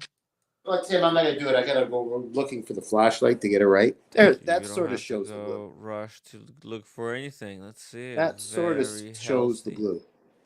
Yes, that's very nice and cool. Yeah, And it it just matches the gives, blue hands. right. So it just, this watch I never get tired of. Hell It's a yeah. simple, you know, Is that a pin buckle too? it's just an ordinary buckle, Oh, very nice. you know. Look at That's that. it. It's a nice watch, good Yeah. quality. It's one of the better quality Seikos. Seikos, they have like levels of quality, right? Yeah, it's the upper lower level. Upper lower level. Well, It's it's not not the Grand upper, it's not the Seiko. Grand Seiko, but I think No. it's like one step below. It's Grand Seiko quality at the with the Seiko logo. Uh, Almost. almost. There is definite finishing on the case. It's an enamel That dial, no? it's an enamel dial, and it Yeah, just that's badass. it's a no nonsense case, but not the Grand Seiko case. It's a whole bit of artwork, jewelry, in fact, to get that kind of case, I guess, from a Grand Seiko, and the dials. They just do more stuff with it, I guess. But I'm pretty happy with this piece. Yeah, let me join you. I'll join you because I have that same watch. Yeah, We here we're actually, you showing know what? We 2 days in share a a row. lot. Huh? 2 days in a row, we're wearing the same Yeah. one. Yeah, I'm putting this one on. I have it also on the blue strap. I have it on Yeah, the even deploying. even even Humble liked it. Yeah, I like that. it's actually Yeah, this is a really nice one. The blue. yeah, yeah, I have the blue with the white hands, and you have the white one with the blue hands. yeah, yeah, How poetic is that? The yeah. yin and the yang. The end of the day, your computer's a little bit better because the camera's picking yours much nicer than mine. That's Yeah, that's just camera, but that's just the camera part. exactly. Yeah, It's a great watch. It's not, and it's like around $1,000. People can go and get it now on I got it. I got it. I won't say what I got it. I got it for a really good price from a Japan. God, it must be 10 years ago I got this. I'm not tired of it. So, and it was from Japan website. Then they remarketed it, claimed that they did different things to watch, but it looks like the same watch, same movement. And it was like twice the price. And now what you're saying, you can get it for around 1,000, which is not too bad. You know? Yeah, it's like around $1,000. Yeah. It's very good. Out of a lot of Seikos, there's a lot of Seikos. Very competitive brand. There's a lot of stuff, and I think it's nice to have a Seiko in your collection. If you want to have like a nice varied collection, having a Seiko is nice. And Right, if you right. can if you can get one like that's a little bit more special, like the Daniel, like where did you pick up that white dial one? That was and where did you This, find out about it? That's not a that's not a commonly known I was Seiko to just go. once upon a time ago, I was just swimming through a Japanese site that I heard from people was good, Shit, a and Japanese that website? could cater to English as well as Japanese. Wow. And I think it was based out of Tokyo, and the guy was good, but he was a veteran, and he emailed me. We emailed back and forth a couple times, expressed interest, asked some questions, and then I pulled the trigger on it. Wow. It was 600 something then. That was good. So I mean, it was some years ago. So maybe the dollar, Canadian dollar, was stronger. That's Canadian. Yeah. 600 Canadian? That's not a lot of money. 660, 670. It was around there. Wow. And But do you remember what is it that recommended it? Was it like TGV or no, was I it? wasn't in that crowd at all. I wasn't on YouTube. I wasn't on the computer. Oh, what the? Did you like magazines? Where did you read this? Blogs? Huh? Where did you find out about that I website, the I Japanese? I think I just can't remember who suggested it. It could have been Paul Pluta. It could have been anybody. It was years Wow, ago. okay. Interesting. It was just mentioned, and Shit. I took a look at it, and I liked the site, and they had a lot of good stuff. And that enamel would just blew me away as soon as I saw it. Oh, you could Wow. get an enamel for this much? I already knew the enamel's a big deal. Or Yeah. what's the Yeah, other? enamel is big deal. Yeah. Or porcelain. Especially at that time. Yeah, Yeah, porcelain, enamel, because it was, you know, especially in the Seiko, under Seiko brand name, yeah. it's like this is kind of what Ming is, right? Yeah. Ming, this is the same type of quality, right? Because Ming It's is like not a enamel. micro It's just brand. beautiful the way they stamped that salmon dial. Oh How they yeah, no, but this one, right? So it's not an enamel, but they do have some enamel. I think Corona has enamel, yeah. but like to make this dial, it did take an effort, right? To stamp it, this is a very And unique that's a type high of stamp. quality, whatever their work was. And then you got a top grade ETA. At least they claimed it was. I haven't had any Yeah, problems with it. And Humble Pine mentions that you could only order from certain sites because that watch was for Japan domestic market only. there Yet you there was go. stuff in English in there, so maybe it was. But yeah, it was. But it had English for people like me, and I can get in there. Humble Oh Pine no, it says, wasn't Noman. I know about Noman because I got oh yeah, the nefarious Steinhardt from Noman no, way back when. oh my God, Yeah, no they man. deal with other stuff, but I know it wasn't Noman. It was another Japanese group. I wonder. Oh, let's see, no man. Oh shit, They've been respectful for years. really? Been around, yeah, No man, it's in watches. Oh wow. yeah. Shit, no man. I don't know what they carry now. I haven't looked at them for a long time.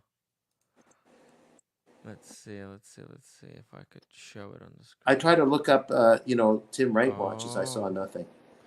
Yeah, right. It's not a very trustworthy brand. Yeah.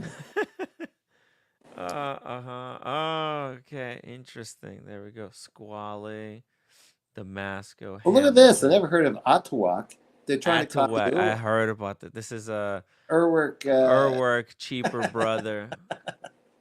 Cheap knockoff. Oh, damn, it's so Only 300 pieces. shit. Probably, 300 pieces. How are they going to sell so I many mean, watches? literally copying them right down to a T, aren't they, in a way? Unbelievable. I mean, I don't But, know if there's a market for it anymore. if they're using strong Miota, it's sort of doing what Max Booster did with. No, Max Booster was doing Nah, a all these copycats, I think they're all gonna go by the wayside of the garbage bin. No? yeah. Yeah, but my Steinhardt upstairs is not in the garbage yet, Tim. No. Yeah. Well, but it's a stolen design. It's not gonna be. Well, the square design was enough for me to not be a copy of Bell Ross. It No, was but you know what? It doesn't matter, right? It doesn't. At the end of the day, it doesn't even matter yeah. whether it's a copycat or whether whether it's a copycat or it's the original design, Well, right? here, like people It's have beautifully yeah, done paintings yeah, that are paintings that prints. are they're prints or they're prints or paintings where the whole Yes, painting was done, but it was a redo of the original painter. right, So they did the exactly, whole thing. It wasn't a print. exact. Not everything is the original, right? We No, like to think, and okay, people loved it enough to want to have it, not to pretend it right, was something else, but to have right. the look of it. And so, if someone wants the look of an Uruk with most people, maybe me also, barely getting by, then you'll have this piece and enjoy it for what it is.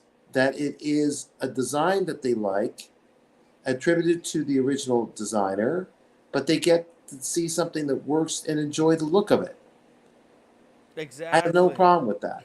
exactly, exactly. That's the whole point of this whole thing. Yeah. Let's see here. Oh, Go shout back to out the other to stuff on Noman. Go back to the other stuff on it since you were looking. on the Nomen. Yeah, just Oh, because we. yeah. Just quick shout out to DC and LV. And Oh yeah, hi yeah, DC. DC is pretty cool. Shout out to here we go, Squale. Ooh, I know you don't call Squale. it. That was What did you want to see? You wanted to see other brand? Oh, no. I look was at just this curious what Hamilton. was That's there. so fucking badass. Yeah. This is a cool watch to have. Mhm. So hipster. Yeah. Fuck, this is hipster shit. It's Because a retro '70s design, I guess. yeah, really 70s. Yeah. It's this is anti Apple Watch because Oh yeah. you press the button, it shows you the time, or I think you can program it where it shows you the time, and then if you press the button, it shows you the day and the date. Yeah. So it's kind of so hipster, or maybe it also lights it up or some bullshit. Anyways, it is a very very hipster watch. I would add this one to my collection if I had like just throwaway cash. I would Well, add our friend that has he's got a great collection that was with Who? us last night. The one in New York, Paco, or he had remember he had to go to the door to get that orange watch. Yo, DC and LV. It's nice to be pretty cool.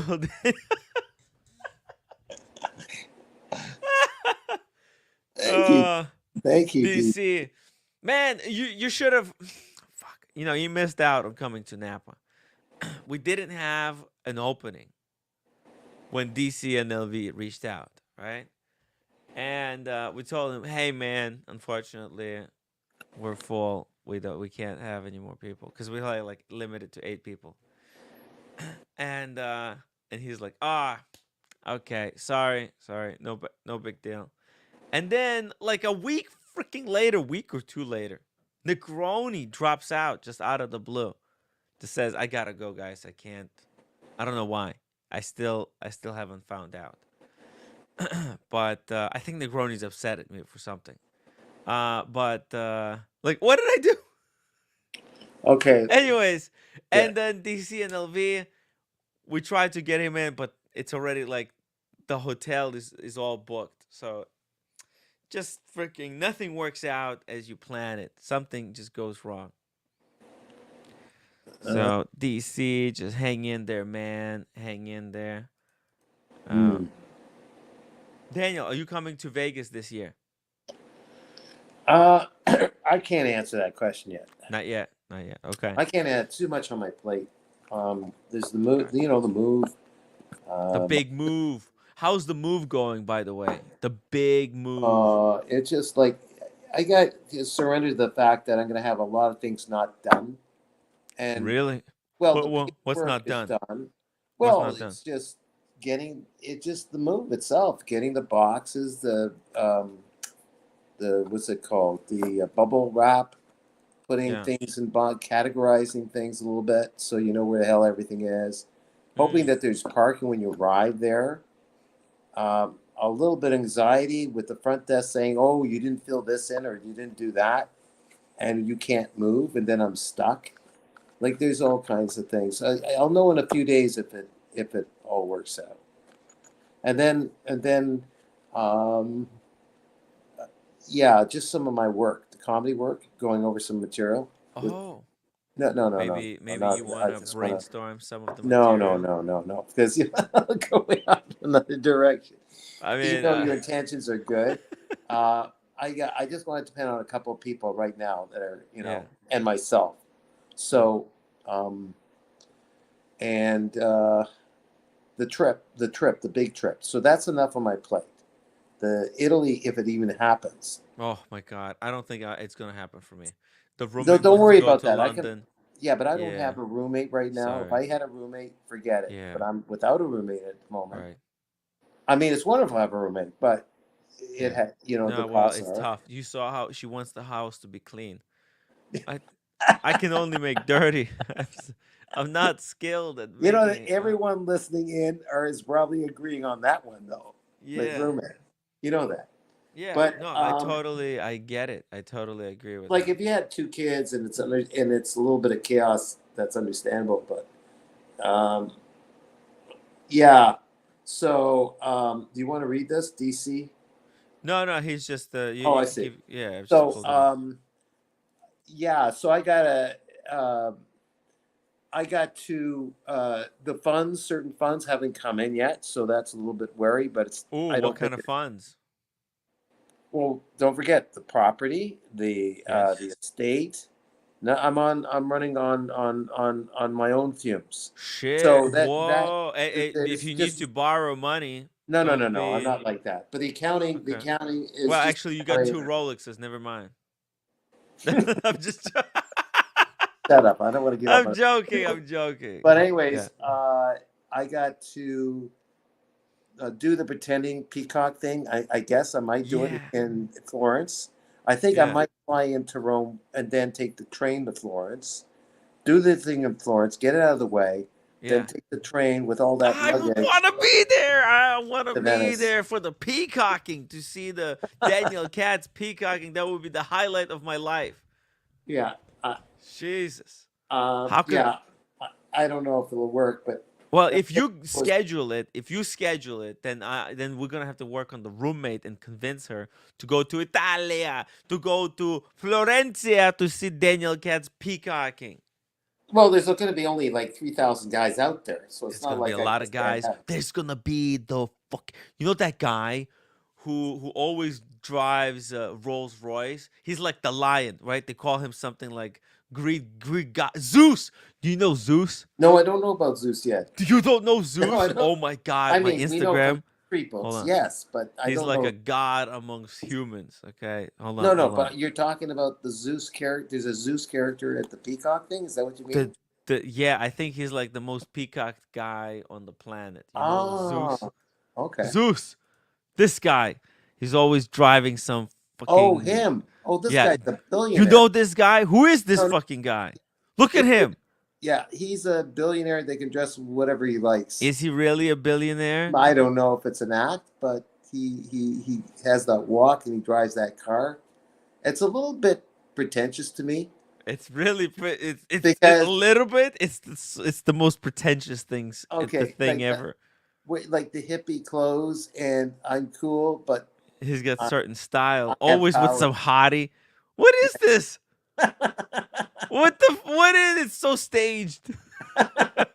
it's like he's so cool. Look like this is it's cooler than it actually is. But Yeah. like it's meant to be so fucking cool. And she like, loves him because he's got money. Who knows? Or just because he's Zeus. He's the coolest guy. Oh, He doesn't he's even look Zeus. into the camera.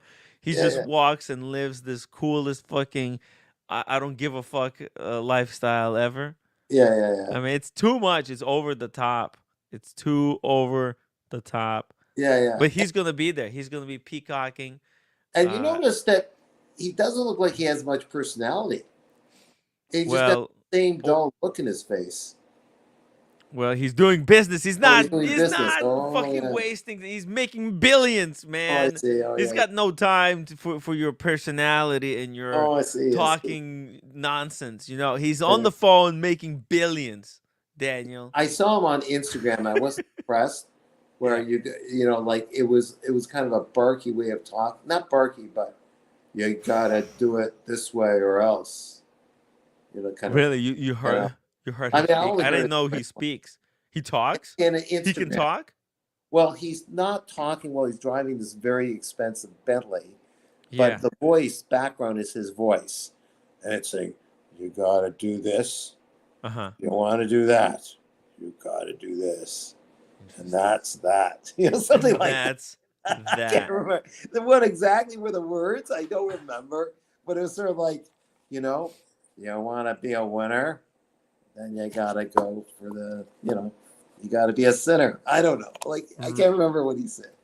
Well, check it out. He was there in that post with Aphrodite offices. Officiale. Aphrodite? Is this the goddess of love? She looks like someone that was in a chorus line on Broadway and can dance. You know, dance people out of business like on Broadway. That's what that's. Who is she? She is kind of a goddess. Well, she's in fantastic shape, and she's either a dance choreographer. You're underselling it to me. Hold on, Daniel. I'm only guessing, but she's a dance choreographer and a dancer, like on Broadway, and getting the big roles and big parts in musical Broadway movies. And she hangs out with the Zeus. Zeus, look at this. Zeus is driving the Batmobile. Yeah, but what watch is he? Oh God, it is a Batmobile. What is this guy doing? What is he doing? Did he smile once yet? Oh, he's giving he's incapable of smiling. He doesn't have the time for smile or the energy. All of his energy has to go towards making billions. He's still now that's how you propose at the super yacht with I think this is how he opened up the little box that he had with the ring in it. Where's this humility, Tim? Come on. There's some humility here. I'm telling you, man. A little bit. This guy is gonna be at this Italian peacocking place, guys. And I want to find out more about him. Really? Are you sure? Or are you just making that up? I don't know. This is the biggest peacocking place. Of course he's going to be there. Oh, no. Daniel, this is what these guys do. They live to be at these great peacocking places. There's going to be millions of his followers, the worshipers. Oh, you like that. Yeah. You know who else is going to be there, by the way? Who? Waco. Because it fits with his magazine, Rake and Revolution. Hey, Magic City. Yeah.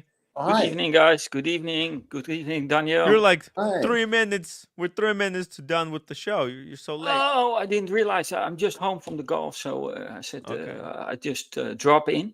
How's the situation? Yeah, and I wanted to tell you about the last night stream. That was another level. Oh, Humble Pie, his collection. Wow! Humble Pie. Wow! Yeah, shout out. And his personality. And his personality. I was cool enjoying guy. He's it a lot. True watch collector. Yeah. True collector, and there were awesome guys on the panel. I enjoyed it a lot. I couldn't drop in. Yeah, the guys in the panel except Daniel. Yeah. Oh no, Daniel too. Cool. Daniel, I have to ask you how. I have to ask you how the Maple Leafs doing with the hockey. They actually somehow pulled out a win last night. Yeah, I saw that. Yeah, they're 1-1 now, eh? They're 1-1 with Boston. Yeah, kind of good. A lot of it made up of Canadian players by the Boston players, and a few from your country too. Yeah, you've got good players there. But I'm a Montreal Canadian fan. Oh, okay. All right. I have to, because it's an obligation when you are married to a Quebec lady. Oh, okay. Okay. Otherwise, they kick you out with the family. Yeah, yeah. Kicked out. They Just axe like you. that, eh, Tim? Yeah. Yeah. And you cannot beat your brother-in-law at golf. There you go. How was your golf? Did you hit I wanted to talk about golf watches. I said maybe I'll drop in, but I see you're on the end of the stream. Yeah, I will do that another time. Yeah, Is that okay? we'll do it another time. We'll do it another time. We'll do it tomorrow, maybe after tomorrow. Depends. Yeah. No problem. Yeah, no, we had good show today with Jose Pereztroika of Perezcope. It's fantastic. Whoa. Don't put the boxes away. Get out. Don't put the boxes with labels on. Roommate, doxing. Guys, thank you so much for watching the show. Upvote. Just be careful, man. Don't dox us. Yeah. Nurse Husband 101, guys, tomorrow. Thank you so much. Upvote the stream, and we'll be back tomorrow, same time. Daniel, thank you so much for joining. Yeah. You're cool. And Magic City, you too. See you tomorrow. See you guys tomorrow. This music, it's just when it's like near the end, it gets whatever. weird.